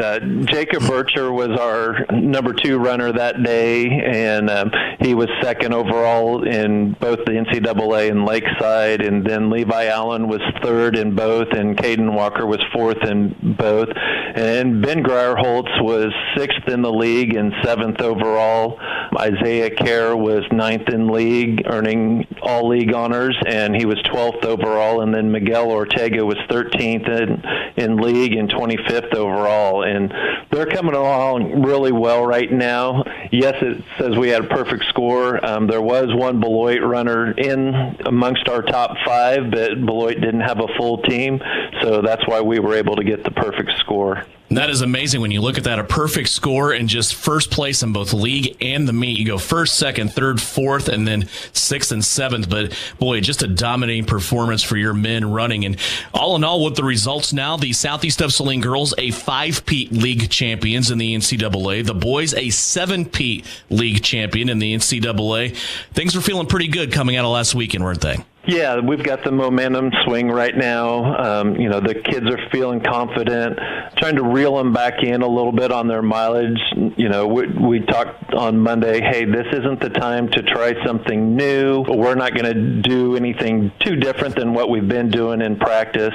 And we won't taper a lot for regionals. We'll save that for next week and everything. And in cross country, there's not that magical workout that, okay, this workout's guaranteed to knock 20 seconds off your best time. I wish if I knew how to do that, yeah, we would definitely do that. But it's just taking care of our bodies right now and trying to stay healthy and injury-free. Some coaches may think that you already know that secret, by the way. I don't know if you knew that or not. So tomorrow, then, it's coming up a really big regional meet for you, a chance to set yourselves up for state. This is at Council Grove, and this is a course that you guys are familiar with. Yes, we ran there last year for regionals, and it's a flat course, natural prairie running and stuff, and footing isn't the best in some spots, but we went up last Saturday and for a team workout and ran the course several times so the kids could become familiarized with it, especially for our freshmen that didn't go last year with us. So, yeah, they know the course, they know what to expect, and they know, exactly where the finish line is and when to start their kick and everything. So we're looking forward to Saturday and hopefully, punch those 2 tickets for the state meet. How does the field look, Coach? What's your competition like?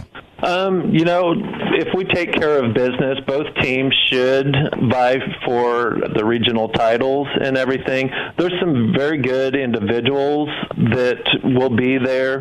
Heston's number 1 girl who was in the top 3, I think, last year, and Halstead has a girl that's very good. And then there's a girl from Olathe, and she does a very nice job as well. She, I think, is the defending state champion from last year. So on the girls' side, there's going to be some front runners up there, but shouldn't affect us a whole lot in the team scoring. Our girls have been doing really well packing it together, and so hope that's our plan is to, try and stay packed together and cut that time gap down. So there's not very many people in between us and between our first and our fifth runner. It's a short, beautiful drive this time of year to Council Grove. We expect to see all the Trojan supporters out there tomorrow at Council Grove. The girls are scheduled to start at 10 o'clock. The boys are scheduled to go off at 11:10. That is head coach Wade Castleman, Southeast of Saline Cross Country. Coach, congratulations on the league results, and best of luck to you tomorrow at the regional meet at Council Grove. Thank you very much, Devin. We appreciate it. Back with more Trojan Halftime after this on KINA. Mary Maids in Salina offers house cleaning services you can see and feel. Your home is more than just a house. It's where memories are made and moments are cherished. Though life can be complicated, house cleaning shouldn't be. Mary Maids strives to take the stress out of your day so you can live your life your way. With more than 40 years experience and an advanced time-tested cleaning process, they can help you reclaim time with your loved ones. Find Mary Maids on Facebook or check out their website at marymaids.com. Maybe you don't play quarterback or make the highlight reel. Maybe you're not a high school athlete anymore. But just like an athlete, you can get first-class orthopedic care from Saline Ortho. Their doctors and staff strive to get you back to an injury-free, pain-free life as quickly as possible. Saline Ortho has a doctor on call 24/7 for all orthopedic injuries. So next time you're injured, trust the experts at Saline Ortho. Your voice, your choice, past, present, and future. See them online at salineortho.com. Frisbee Construction is a service organization for the commercial grain industry dedicated to giving you the best in planning, the best in quality, and the best of workmanship, and overall the best value for your dollar since 1949. Frisbee Construction specializes in new construction as well as remodel and repair of grain handling facilities throughout the Midwest. Frisbee Construction Company in Gypsum has emergency crews available as needed. For more information, go to frisbeeinc.com.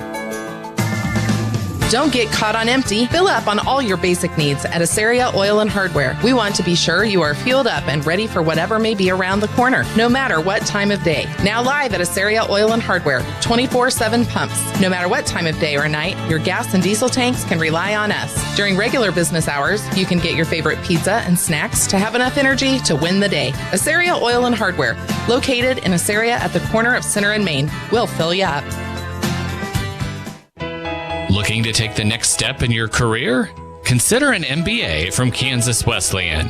You can complete the program fully online in as little as 1 year, and your last class is free.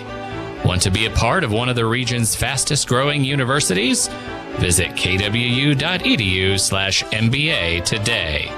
That's kwu.edu/MBA. You're listening to Trojan Football on KINA Sports. Back here at halftime, brought to you by Knopf Auto and Truck Accessories. Numbers from the first half, and then we'll turn the corner and have Russ Kossel update you on the Bennington State Bank scoreboard. Here it's 8-0, Southeast of Saline, and when you look at yardage, this game should not be that close, really. When you look at inside the numbers here, brought to you by Citizen State Bank in downtown Gypsum. Southeast of Saline throwing the football so far. Daniel Kerr is 5 out of 10, 66 yards, no touchdowns, 1 interception there at the end of the half that happened on 4th and goal from the 11. His main targets so far, Tucker Thaxton, 2 catches, 40 yards, 1 catch, 19 yards from Cameron Whitty, and a catch for 7 yards from Wyatt Boyd. For the Southeast of Saline Trojans, rushing the football, leading the way in Nathan Friesen, 8 carries, 78 yards. Grady Gebhardt, 6 carries, 47 yards and a touchdown. Daniel Kerr, 9 carries, 21 yards. And Cameron Whitty, 2 carries, 9 yards. For Ellsworth, Will Cravens throwing the football, 1 of 4 for 9 yards. That one pass caught by Leighton Liker for a first down of 9 yards. Ian Andelon is the leading rusher, 7 carries, 23 yards. Will Cravens, 3 carries, 5 yards. Loden West, 3 carries, losing 1 yard. Total numbers for you at halftime. Southeast of Saline, 155 yards rushing. Ellsworth, 27 yards rushing. Southeast of Saline, 66 yards passing. Ellsworth, 9 yards passing. Total offense, Southeast of Saline, 221 yards. Ellsworth, 36. Our halftime score, 8-0. Southeast of Saline. When we come back, Bennington State Bank scoreboard and the start of the third quarter after this on KINA. Citizen State Bank has been serving Kansans for over 100 years. We are a full-service bank that can service your personal, business, and agricultural lending and deposit needs. Citizen State Bank offers 24/7 convenience with mobile deposit, online banking, and our ATM conveniently located in front of the building. Stop by and see our friendly and helpful staff. Citizens State Bank at 600 Maple Street in Gypsum, Kansas. Citizens State Bank and Trust Company is a proud supporter of the Southeast of Saline Trojans. APAC Kansas Incorporated has been building the heartland from the ground up for over a century. From the supply of aggregate materials, hot mix asphalt, and concrete to the construction of roads and bridges, we do it all. You've seen our trucks, and now we want to hire you. APAC in Saline is growing, and we are hiring for all positions. From truck drivers to mechanics, general laborers, and construction, APAC has your next career. For more details, visit the job links page at salinapost.com. Great pay and benefits, APAC is an equal opportunity employer. Stardust Trophy Downtown Salina has all the cool football medals and trophies your team needs for its players when their practice session pays off in big wins. Choose from tons of trophy styles and customize it exactly as you want. Stardust Trophy even has special trophies just for fantasy football leagues. Just for fun, choose football bobblehead trophies. Got an autographed or special football? Show it off in a special acrylic showcase from Stardust Trophy. 121 South Santa Fe, downtown Salina. Home Automotive Center in Abilene and Salina has been named Dealer Rater in 2023 for Chevrolet, Buick, and GMC.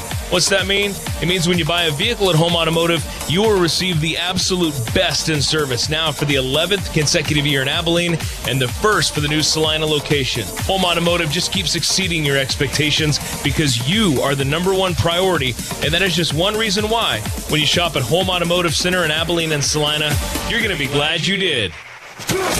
You're listening to Trojan Football on KINA Sports. Back here on the campus of Ellsworth High School at Shannock Field, the place that this Class 2A battle in District 5 is taking place. This is for the district championship and also the NCAA League championship.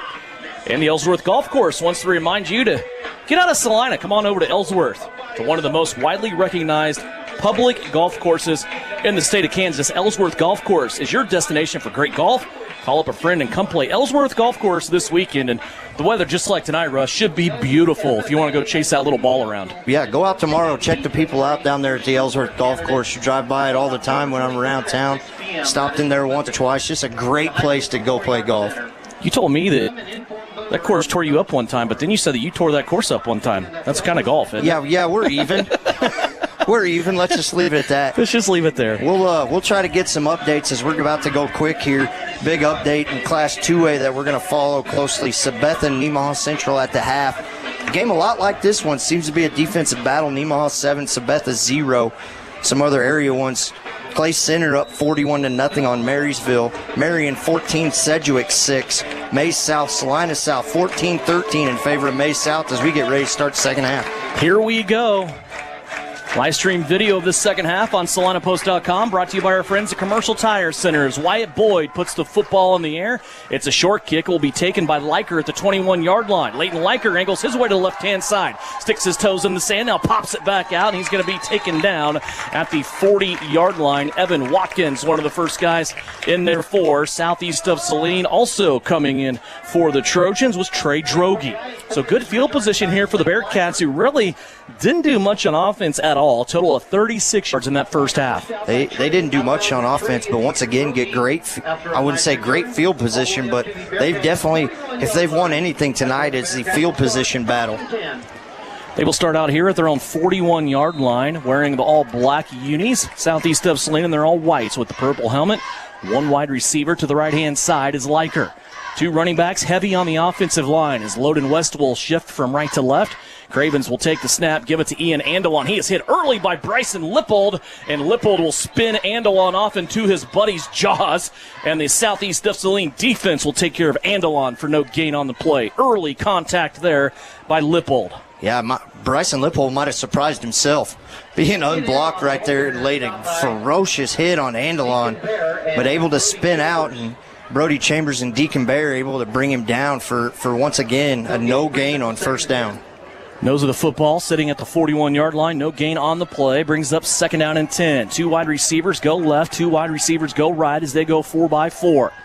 West will stay in the backfield on the right hip of Cravens, who has only completed one pass so far. Wants to pass here, quickly gets it out in the flat. This will be completed to Cole Weber, who had the interception for Ellsworth to end the half and stop the scoring threat for Southeast of Saline. This pass will come out to the 46-yard line, and it's a gain of 5. Good coverage right there by Bryson Lippold from that defensive end / linebacker spot. Coming over on a skill position player, great open field tackle. And Ellsworth once again with 3rd and 5+ here. Only the second complete pass of the day.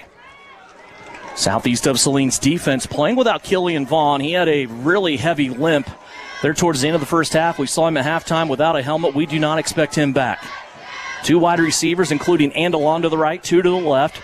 Hard count by Cravens. Under pressure, he has to step up, trying to get away. He's going to be chased here by Bear. Puts it up over the top of Andelon and incomplete.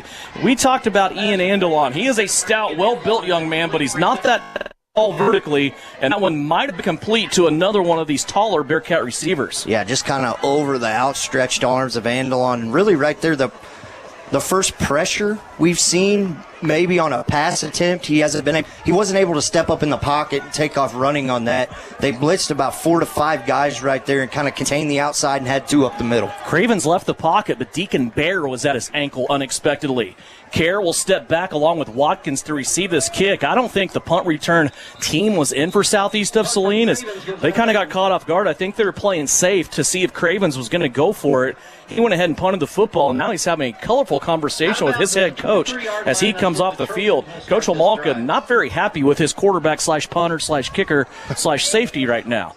Yeah, just kind of getting an earful from Josh Homolka right there. And that punt, not really a good punt. It looked like it went out, was going to go and roll inside the 10, but took a hard left turn, and they marked it about the 23-yard line. From the 23, Southeast of Saline will have their opening drive of the second half here after stopping Ellsworth. It is Friesen, left-hand side, has a crease, and jumping on his back at the last minute is Cole Weber, trying to possibly save what might have been a touchdown there. Dax Leiker came up from his safety spot and also jumped on for the ride.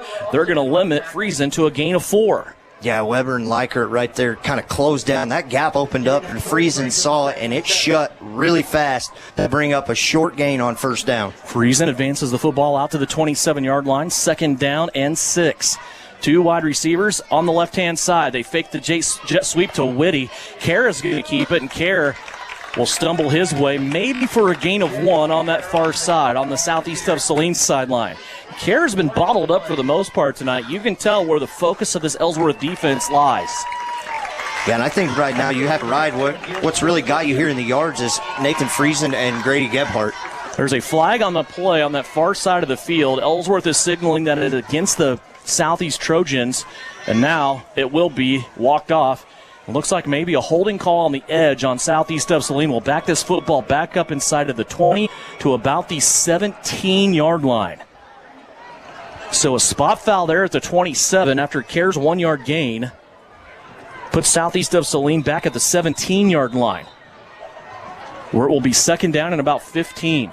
And these wide receivers, their double moves have been on. They've kind of bit hard as we got one-on-one coverage on the near side. No safety help. Wyatt Boyd out wide right, one-on-one with Andelon. Let's see if Kerr wants to go that way. He does not. He goes opposite way to Thaxton, who's wide open at the 45-50. Cross midfield at the 40, 30, taken down there at the 28.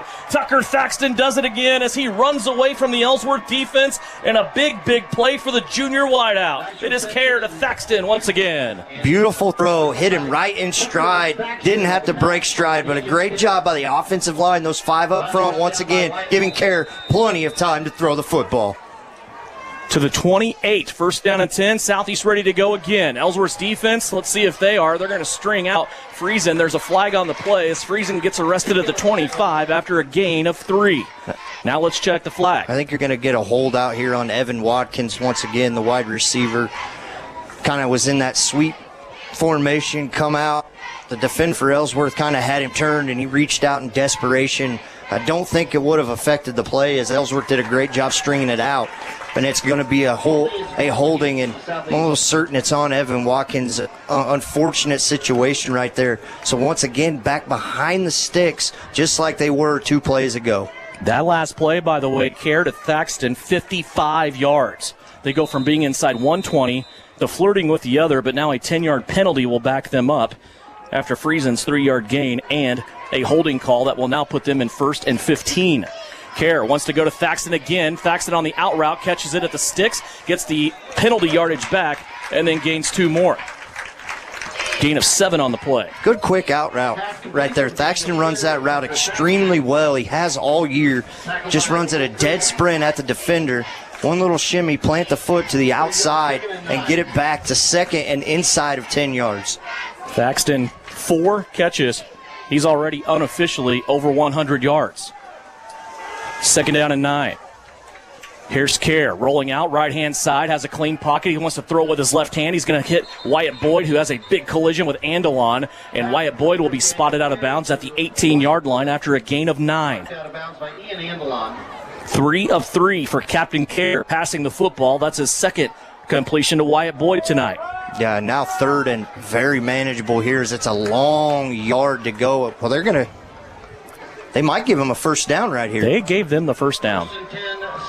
Might have been a very generous spot. Nonetheless, 1st down inside the Can-Equip Case IH red zone. At the 18-yard line, things painted red right now for the red zone. Southeast of Saline is in. Jet sweep, Cameron Woody working to the left-hand side. He's going to cut it up, and he's going to get about 5 yards here as he goes from the 18-yard line. They're going to stay closer to the 10. Wow, he got 7 on the play by Cameron Whitty. And nothing flashy on that by Wyatt Boyd, but a good job of blocking on that outside by him. He didn't get a lot of contact, but got in the way of 2 defenders. Whitty recognized that, cut that back up into the middle for a gain of 8. You know, and that's one thing Cameron has been doing better this season as the season has gone along. He recognizes where the creases are and when to go to the middle of the field. Here's the belly option play this time. Kerr keeps it, stumbles his way into the secondary, reaching for the goal line. The official's not in position to make the call. Finally, they get there and put their hands in the air. Touchdown, Southeast of Saline. Captain Kerr, for the first time tonight from 11 yards away, gives Southeast of Saline a 2-touchdown lead. And that is almost the same play we've seen Ellsworth try to run. Little read option to pull it out. Had plenty of time to hold that in the belly of Nathan Friesen with no pressure. Defensive end collapsed. He pulls it out at the last minute, breaks 2 tackles, stretches out for the touchdown. 7:34 left to go. Here's the 2-point conversion attempt. Friesen stretching it out to the left. A big collision with some Bearcats, and it's Friesen getting into the end zone for another 2-pointer. 7:34 left to go in the 3rd quarter. Southeast of Saline's defense gets a stop. Then their offense goes down the field, and they put up a 16-0 Southeast of Saline. It's brought to you by Commercial Tire Centers. Does your free checking put more cash in your account? Does it give you free access to ATMs nationwide? If not, tap into super-powered free Kasasa Cash Banking Checking at the Bank of Tesket. Visit bankoftesket.com to learn more. Qualifications, rules, and limitations apply. Rates, rewards, and restrictions may vary by account. Contact the Bank of Tesket for details. Member FDIC. We're growing your way. We're the Bank of Tesket. You are listening to Southeast Trojan Football on KINA Sports. 8-play drive capped off by Nathan Friesen on the ground. A little ironic there because most of that damage was done in the air. A 55-yarder from Kerr to Thaxton, then a 7-yarder that went to Thaxton, then a 9-yarder that went to Boyd, then a couple of run plays by Whitty, Friesen, and Kerr, and it ends up in a touchdown, an 8-play drive capped by Daniel Kerr from 11 yards out. Nathan Friesen got the 2-point conversion, and that's the 2nd scoring drive of the night for Southeast of Saline, and it's brought to you by Marshall Motors. And finish the drive, something in the first half. That last drive to end the first half, 15 plays by Southeast and came up with no points. You've got to capitalize on drives and now get that 2-touchdown lead.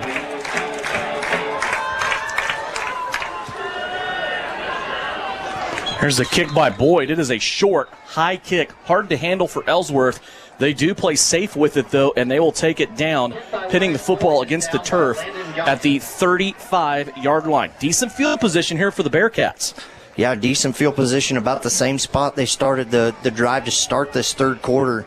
And this defense has to keep doing what it's doing. Get pressure on Cravens, disrupt the timing, jam at the line of scrimmage, and continue to do what you've been doing. Weber and Leiker out to the right as wide receivers, 2 more receivers to the left. West in the backfield. Southeast is going to be offsides here as Josiah Monday got a big jump. over here on the right-hand side. I think you're going to have a false start on the right tackle over there. Maybe. Okay.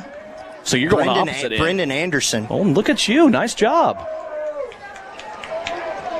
Of course, the booing, my apologies to Josiah Monday. The booing on the near side here, of course, they couldn't see the other side as it was clear that they were looking through the same tunnel that I had, looking near side. You had far-sighted vision, saw what happened on the other end. I really don't have good vision at all, but I just happened to see that black jersey almost fall over and faceplant. A little bit of a head start. It's a problem when that happens. Back to the 30 now for Ellsworth. After the penalty, it's 1st and 15. Cravens back to throw. Monday breathing down the back of his neck. Cravens is going to put this one out to the 30-yard line, and after he backstepped about 4 yards, it's going to be complete for 2 yards to Weber. I'm really impressed, Devin, with Bryson Lippold and his pass defense. Dropping back, we don't really see it a lot as we see him come on the blitz a ton, but doing a phenomenal job on this near side of the field in soft routes, letting the guy catches it, but he makes that open field tackle.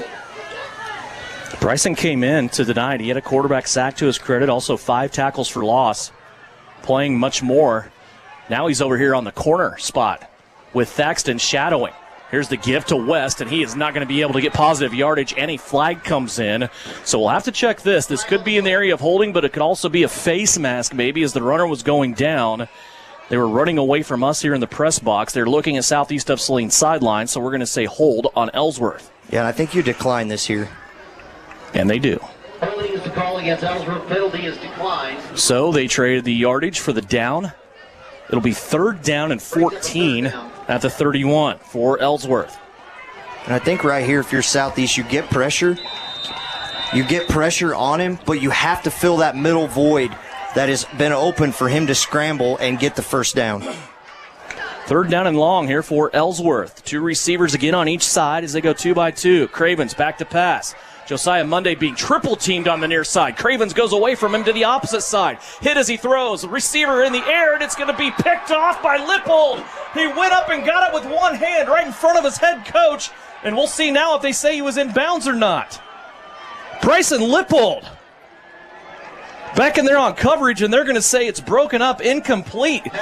Russell looked like he one-handed that thing over there. Yeah, that's exactly what he did. He went up with his right hand, went up, snagged it, pulled it down inside. You know, on the far side, kind of tell if he was in bounds.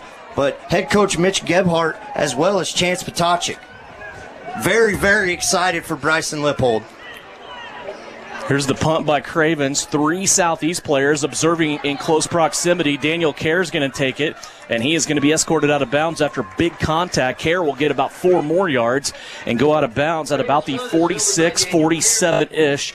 We'll see where they put the football down here, but it'll be good field position here as, once again, Southeast of Saline's defense up to the challenge, and they are not giving an inch, let alone a yard here tonight. Yeah, and once again, like you just said, defense doing a great job, and just mentioned it, really impressed with Bryson Lippold on the couple plays before his open field tackling and defense, and then he goes and stands out on the next play on 3rd down. 3 wide receivers to the right. 6:58 left to go here, 3rd quarter. Southeast leads at 16-0. Thaxton, quick out, left-hand side, sniffed the 50-yard line, and that is where they're going to put it after a 3-yard gain. And that goes back to the bread and butter. Take what the defense is going to give you. You get 3-4 yards every play, and Thaxton, once again, sure-handed right there, embracing the contact as it was timed just right by the defensive back to bring up 2nd down and about 7 yards. Well, and how many times have we seen Thaxton slip that tackle? He gets out of that tackle. We're talking about another touchdown. Yeah, because he's one-on-one most of the night on the far side of the field. 2nd down and 7 after the 3-yard gain. Ball is sitting dead on the 50-yard line. 3 wide receivers to the right-hand side opposite Thaxton. Kerr will keep it. He will get past the line of scrimmage through the defensive line and be spotted down at the Ellsworth 47-yard line after a gain of 3. That'll bring up 3rd down and 4.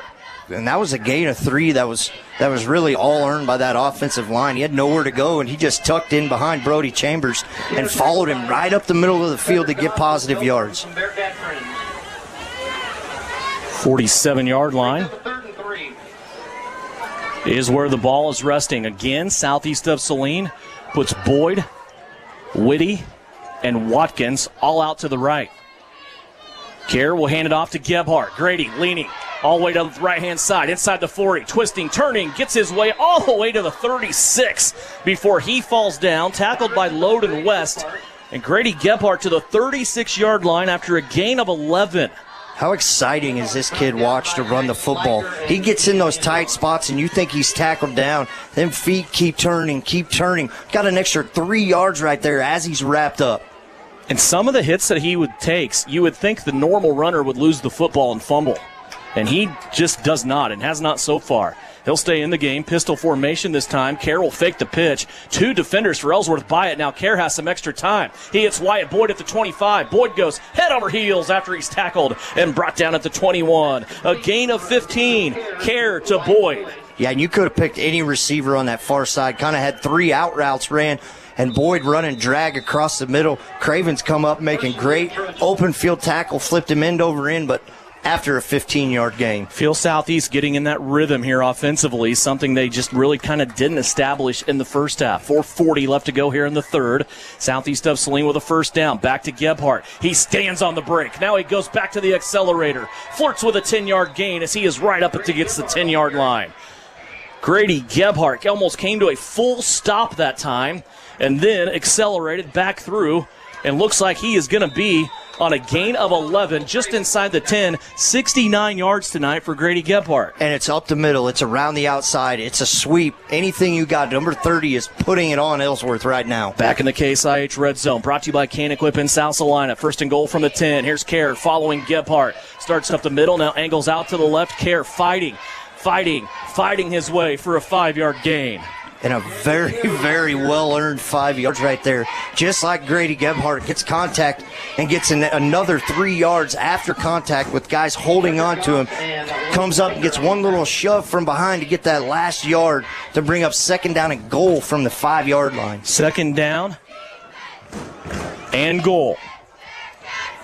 They'll keep everybody in tight once again. Couple of wide receivers and Watkins to the right.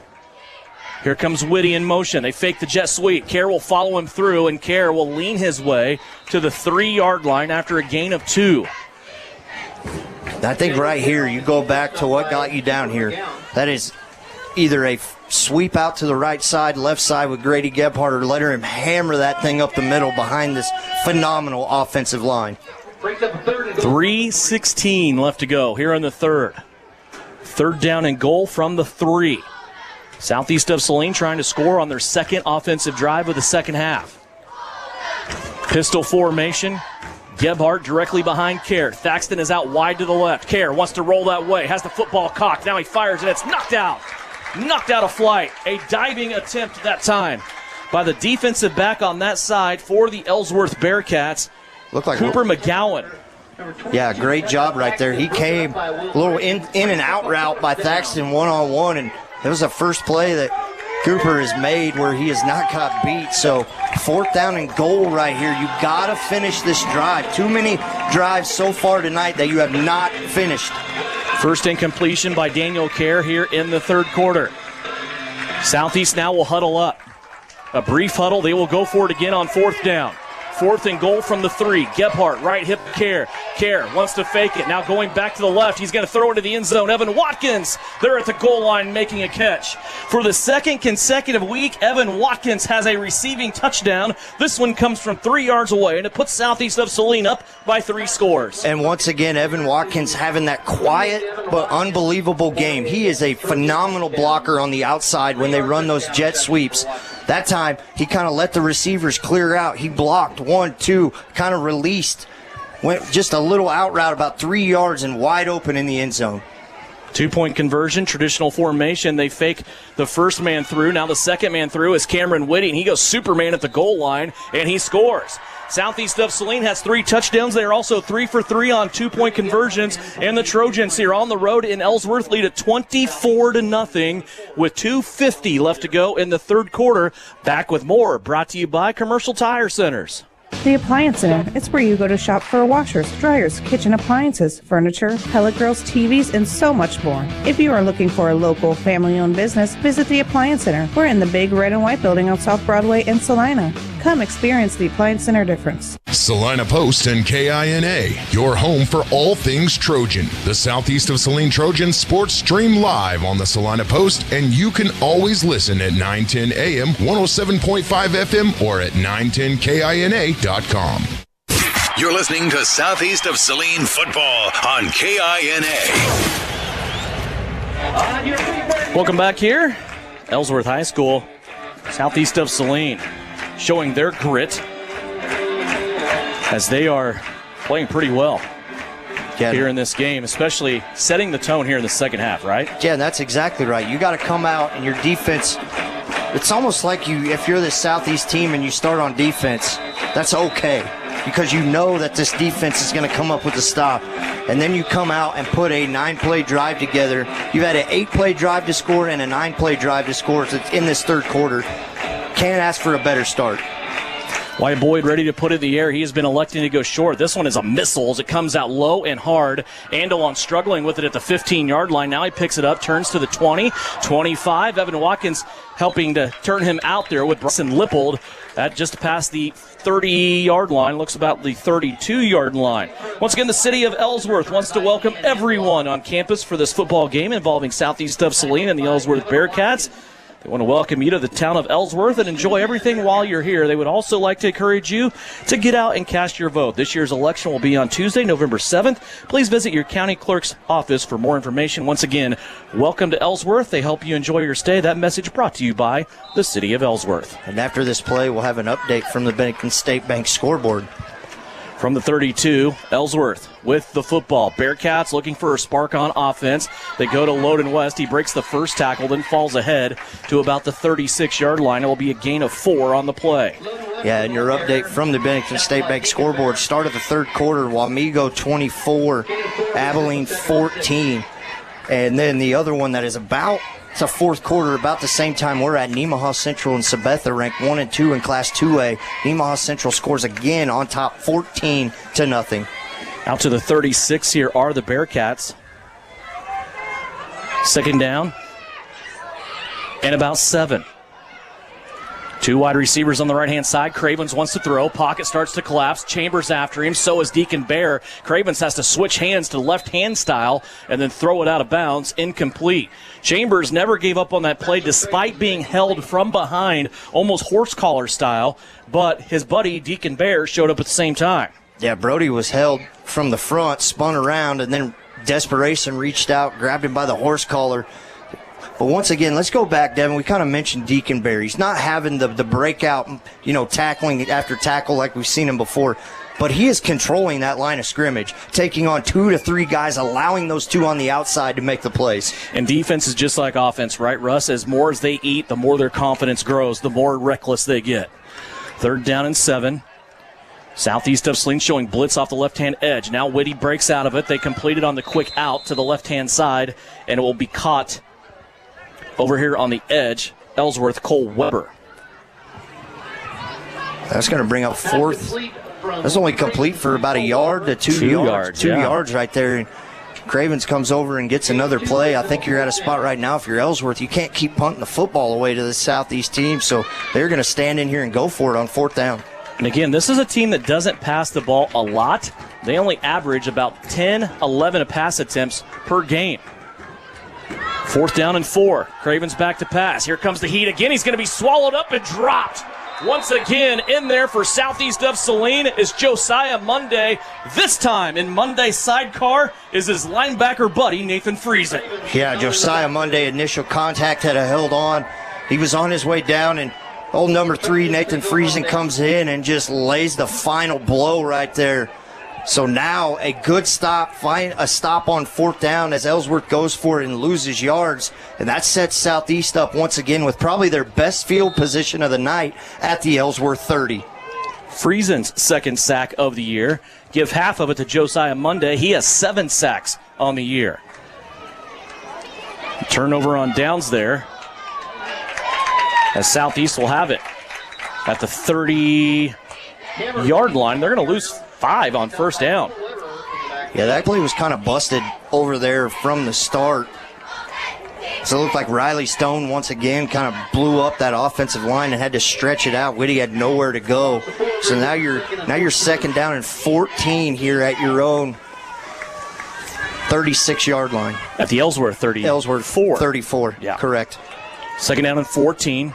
Two wide receivers to the right. Kerr wants to go back to Thaxton, running that out route right at the sticks. Thaxton tried to slam on the brakes and cut it back inside, but he slides out of bounds just past the sticks. He will get the loss back that they just experienced and then get about another yard, and it'll be third down and 9. Ball sitting at the 29-yard line after that 5-yard completion. And I think up 24-0, you're in 4-down territory, obviously right here inside the 30.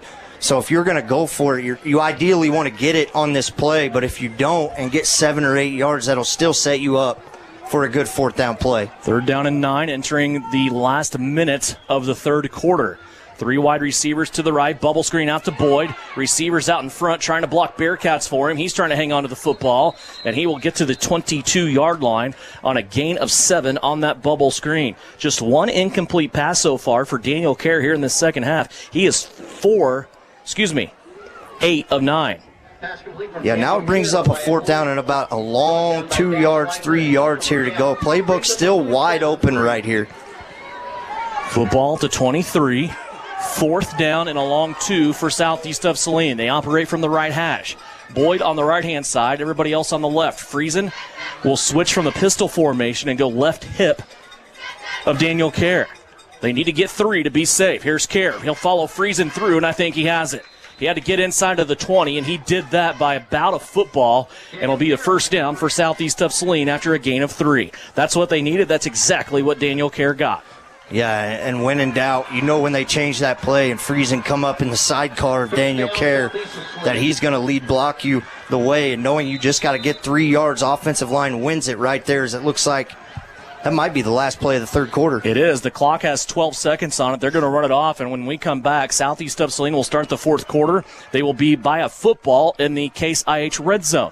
Brought to you by Can Equip with a first down in front of them and a lead. It is 24-0 Southeast of Saline here on KINA. When does normal acute pain become abnormal chronic pain? Chronic pain can be one of 2 types, nociceptive and neuropathic. Each type differs based on what causes it, what it feels like, and what treatments may relieve it. Neuropathic pain can often be managed by a therapy called neurostimulation or spinal cord stimulation. If you suffer from chronic pain, ask your primary care physician for a referral to the Saline Pain Clinic. Our pain specialists will discuss the right options to manage your pain. Online at salinapainclinic.org.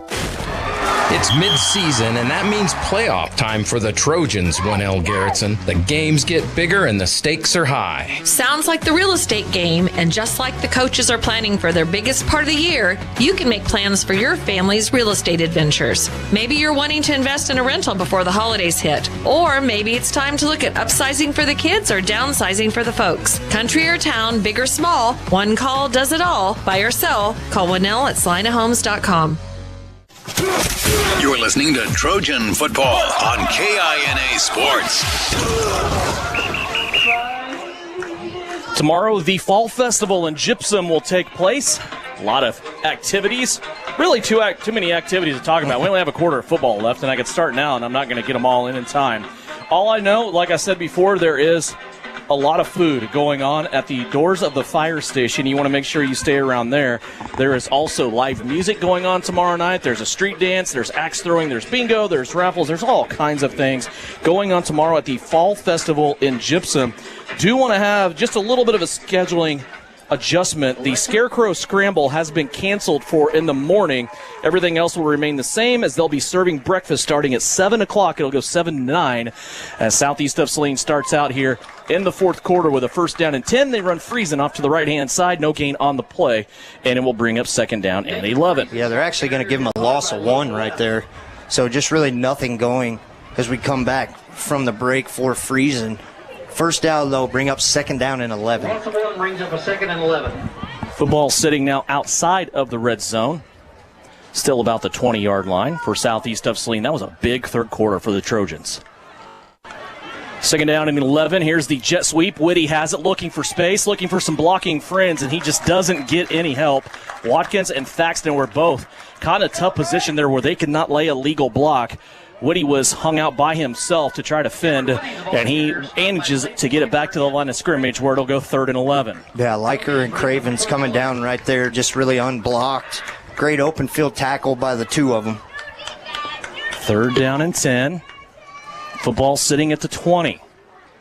Southeast of Saline has been very efficient, chewing up yardage and then finishing drives in this third quarter so far, now fourth quarter. They did not do that in the first half. 3 wide receivers to the right. Counter play, they stick it in the belly of Friesen. He fumbles the football, and Ellsworth has it. We've seen that play ran several times by Southeast of Saline this season.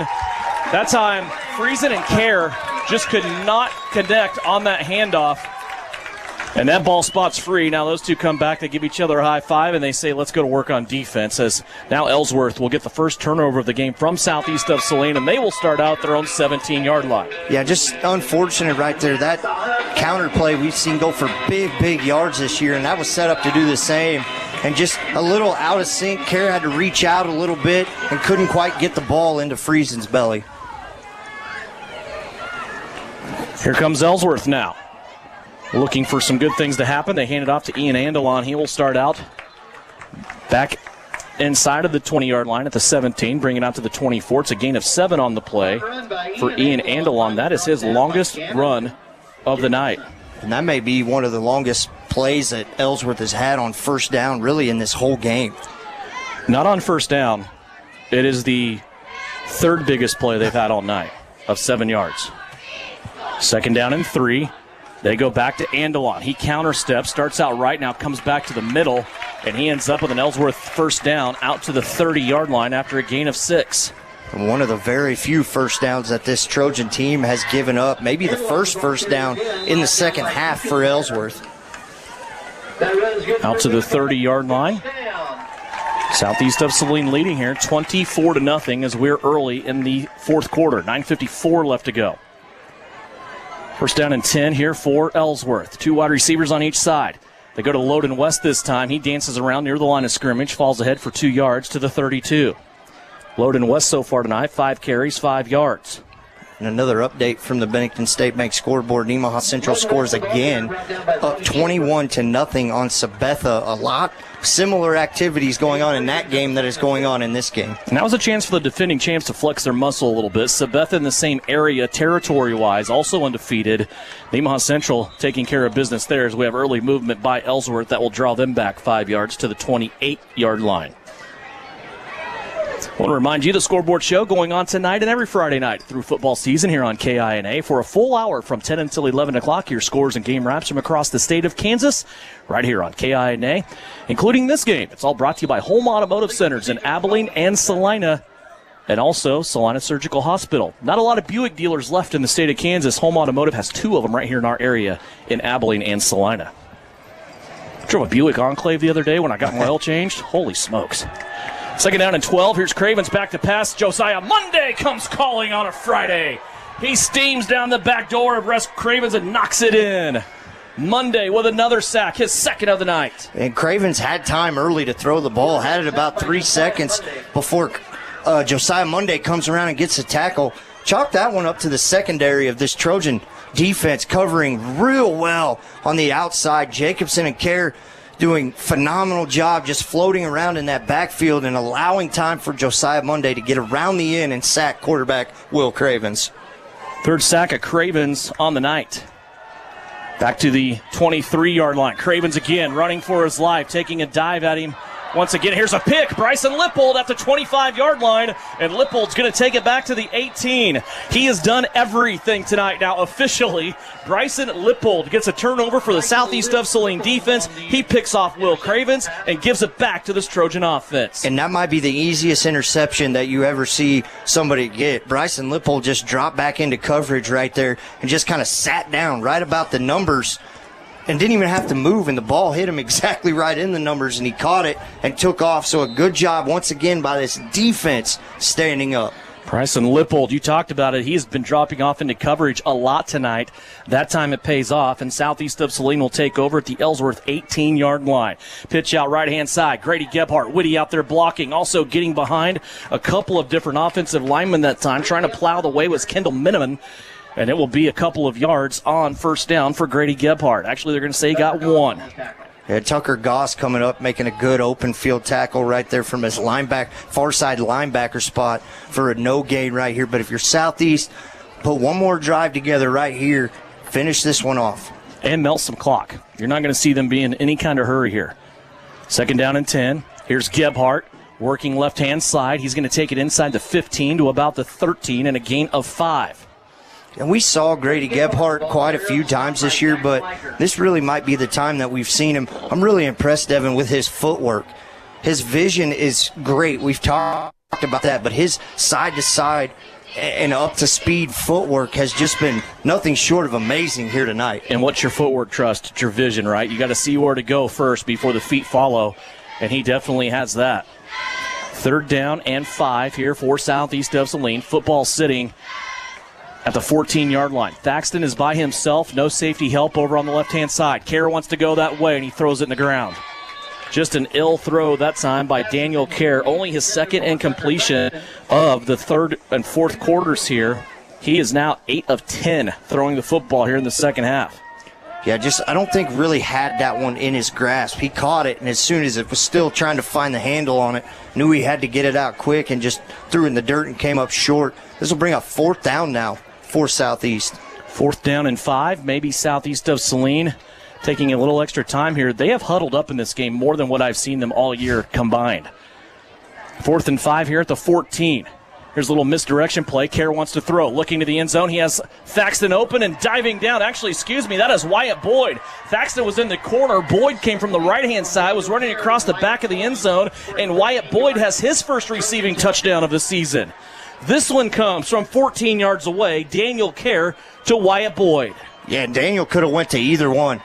Thaxton was open out of the break, and he missed him, and then Wyatt Boyd comes streaking across, making a sliding catch, and a good job once again by this offensive line, allowing Daniel Kerr to have enough time for that play to develop, as now they're going to rush to the line of scrimmage. 6:53 left to go, going for 2 again. Kerr will keep it. He finds a tunnel to duck his head through, and he will be short of the goal line for the first time tonight. 6:53 left to go in the 4th quarter. Daniel Kerr finds Wyatt Boyd for a touchdown, and it's 30-0 Southeast of Saline. Brought to you by Commercial Tire Centers. Troublesome car repair and everyone has told you it cannot be fixed or it's way too expensive? Try McKim Auto Service in Gypsum, Kansas. They do quick, dependable work and provide the lowest hourly rate in the area. McKim Auto will service your vehicle from front to back and everything in between. They treat you and your car like a friend or even family. McKim Service specializes in engine and transmission rebuild. 701 Maple, Gypsum, Kansas. Wouldn't trust anyone else with my family car. So, if your repair seems grim, remember McKim. Give them a call today to make your appointment. You are listening to Southeast Trojan Football on KINA Sports. Southeast of Saline commits their first turnover of the night, but they get it right back. Bryson Lippold on a interception, his first one of the season, and then Southeast of Saline was able to go down the field. Just a 4-play drive, ends up being a 14-yard pass play. Daniel Kerr, his second pass play for a touchdown of the day. He finds Wyatt Boyd, who has had a lot of 2-point conversions this season, but that is his first receiving touchdown of the season. Yeah, Daniel Kerr has a threat of weapons on the outside with Wyatt Boyd, Tucker Thaxton being the main one, Cameron Whitty, Evan Watkins, really any of those guys. Great route runners can catch the football, but none of that starts without those 5 up front, allowing Daniel Kerr enough time to go through his progressions 1, 2, 3 and finding somebody. Here's the kick by Wyatt Boyd. It's another short, hard-to-handle kick for Ellsworth, and again, they have to go diving on it and save the possession here, as that's a live ball at the 35-yard line, and Ellsworth will come out here once again and just try to get something going offensively. Yeah, Ellsworth really unable to get anything going. I mean, the highlight probably for this Ellsworth team so far was that defensive stand at the end of the first quarter. After that, they really haven't done much of anything this whole game. From the 35, Ellsworth has it. First down and 10 on their own 35-yard line. Pistol formation, Andelon directly behind Cravens. Little step outside here. Nice jump cut by Ian Andelon, and he is going to be cut down at the 43. He'll roll to the 44-yard line, and it's a quick gain of 9. Yeah, and probably you talked about it, the longest run before that by Andalon was 7. Now with 9 yards right there. That ties their longest offensive play of the night. And Chalk, that one 100% credit goes to this defense of Southeast of Saline, just playing lights out once again. 2nd down and 2 here for Ellsworth from their own 44. One receiver on each side. Early movement by Ellsworth up front. They did not get caught with it. Andalon's going to take it off the left-hand side for 3 yards. His 12th carry of the night. Ian Andalon, by far the biggest offensive producer of this team. That's his 12th carry for 48 yards. Yeah, and that, 12 carries of 48 yards led by these front 3, Brody Chambers, Deacon Bear, Josiah Monday. Chalk it up to the secondary, playing a really, really good game on the back half of the field. 1st down and 10. Pistol formation here with Andalon directly behind Cravens, and it's like Ellsworth's just happy to run the football here as they go straight ahead again. Andalon will come across the 50-yard line and go to the opponent's 48-yard line. That will be a gain of 5 once again. Yeah, and we're ticking down about 5.5 minutes to go here in the 4th quarter, and Ellsworth just seems to be content of running the football and not really trying anything special right here. At the Southeast of Saline 48, it is 2nd down and 5. Loden West now will join the backfield along with Andalon. Cravens waiting on the shotgun snap. He goes back to Ian Andalon.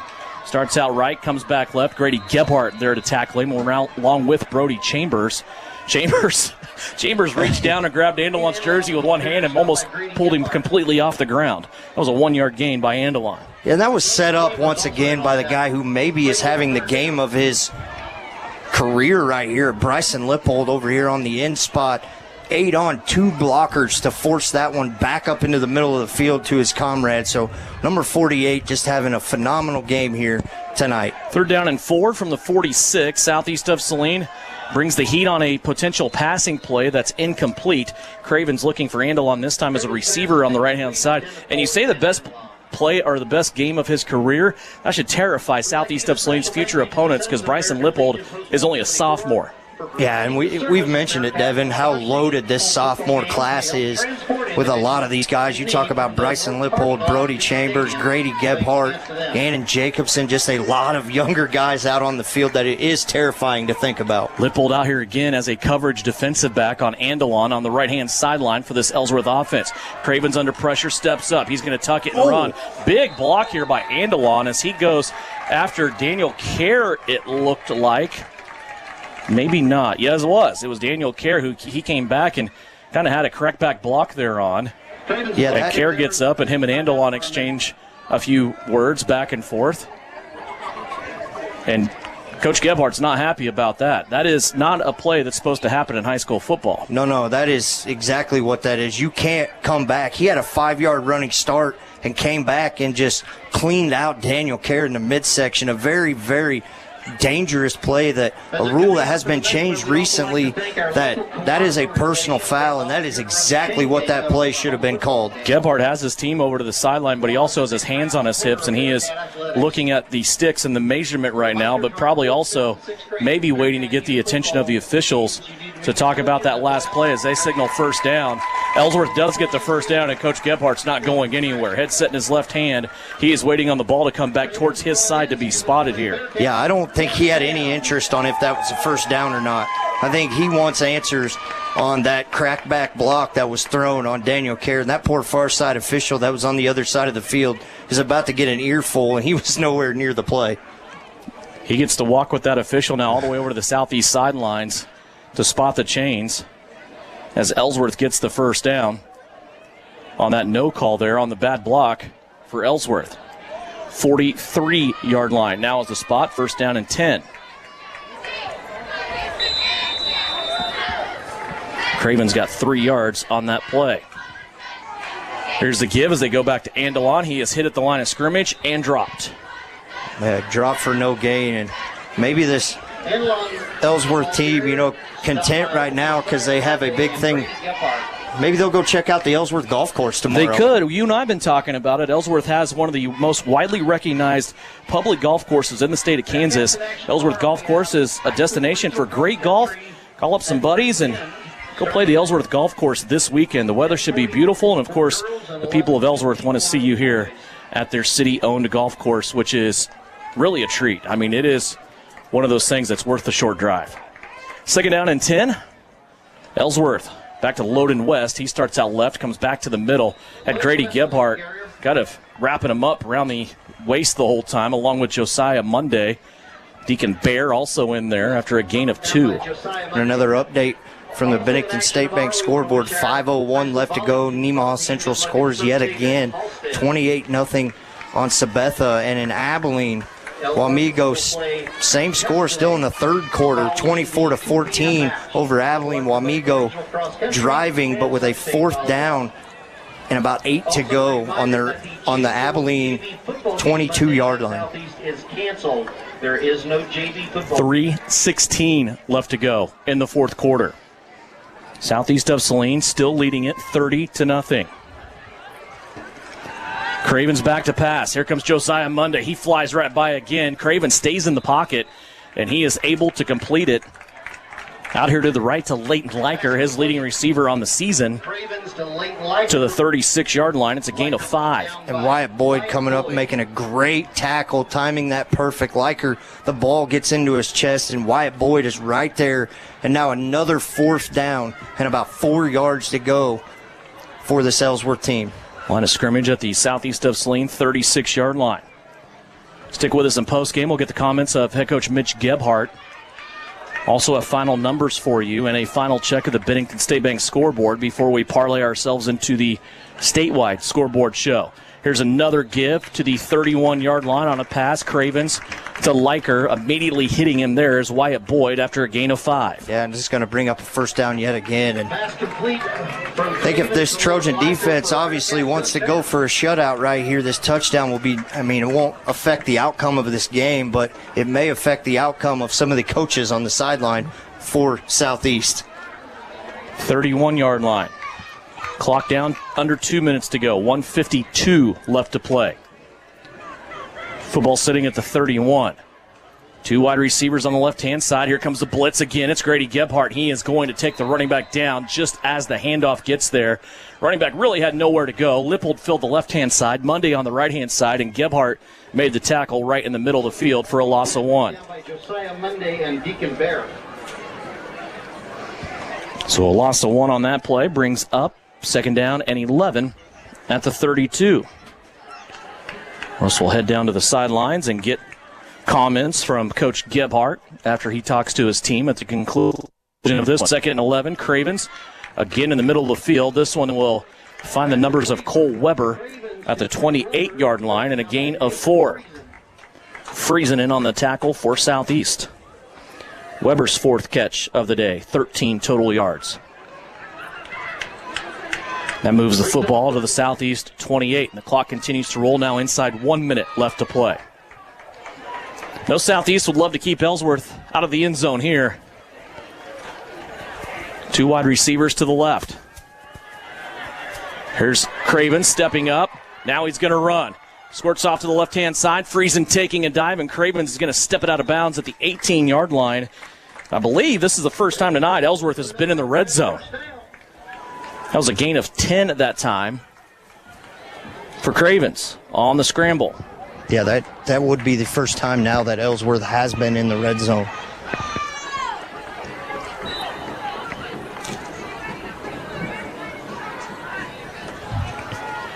So Cravens stopped the clock with 33.5 seconds left to go. Both teams have their full complement of timeouts if they want to use them. Don't really see that happening. 1st down and 10 for the Bearcats at the Southeast 19-yard line. 2 wide receivers out on both sides. Cravens back to pass. Here comes the heat. It's Friesen screaming around the edge. Craven steps up to deliver the football, and it's incomplete. Pass is incomplete. Yeah, once again, Josiah Monday, Brody Chambers able to get pressure on Will Cravens, forcing that ill-advised throw that had to come out of his hands quick. 27.9 seconds left. Incomplete pass for Cravens is his 5th incompletion here in the second half. He's 6 out of 11. Football still sitting at the 19-yard line. Clock stopped after that incompletion. 2 wide receivers on each side again. Here's Cravens standing in. It's going to be a near sack for Southeast. Somehow Cravens gets out. Now he backpedals, finds a receiver at the 15-yard line. It's going to be caught, and stopping the clock is Cole Weber after he gets 4 yards.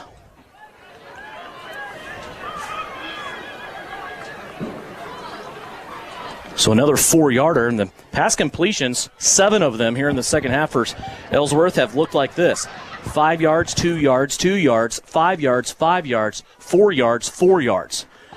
Their longest pass completion in the second half has been 5 yards. Their longest pass completion in the game, 9 yards. That was their one completion in the first half. The Southeast defense has been outstanding. Cravens wants to pass again from the 15. It's 3rd down. Trying to get away from Grady Gebhardt. He's backpedaling, now throws it towards the pylon, incomplete.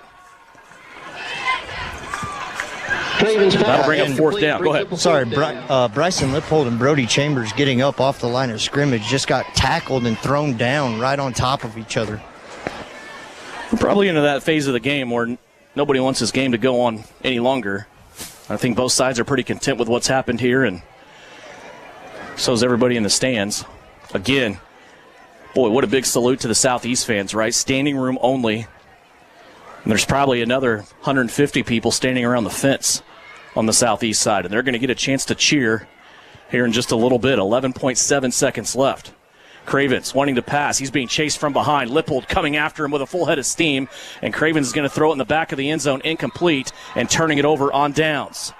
So Southeast of Saline will take over, and they'll just have to come out and take a knee with 3.8 seconds left on the clock. Southeast is going to come out and take a formality here as the Trojans start to celebrate as they move to 8-0 on the season. Now they will look ahead now to potentially 2 consecutive home games. They will be at home next week. If they win that one, they'll be at home again to start the Class 2A playoffs after they're getting ready to seal this one up 30-0 on the road against another undefeated team in the Ellsworth Bearcats. Care ducks under center. Takes a knee, and that will do it. When we come back, we'll have comments from head coach Mitch Gebhardt. We'll also check the final stats for you.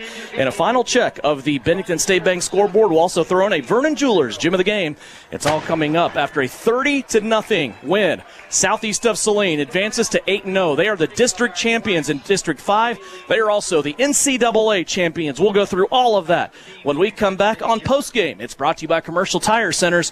30-0. Southeast of Saline wins it here on KINA.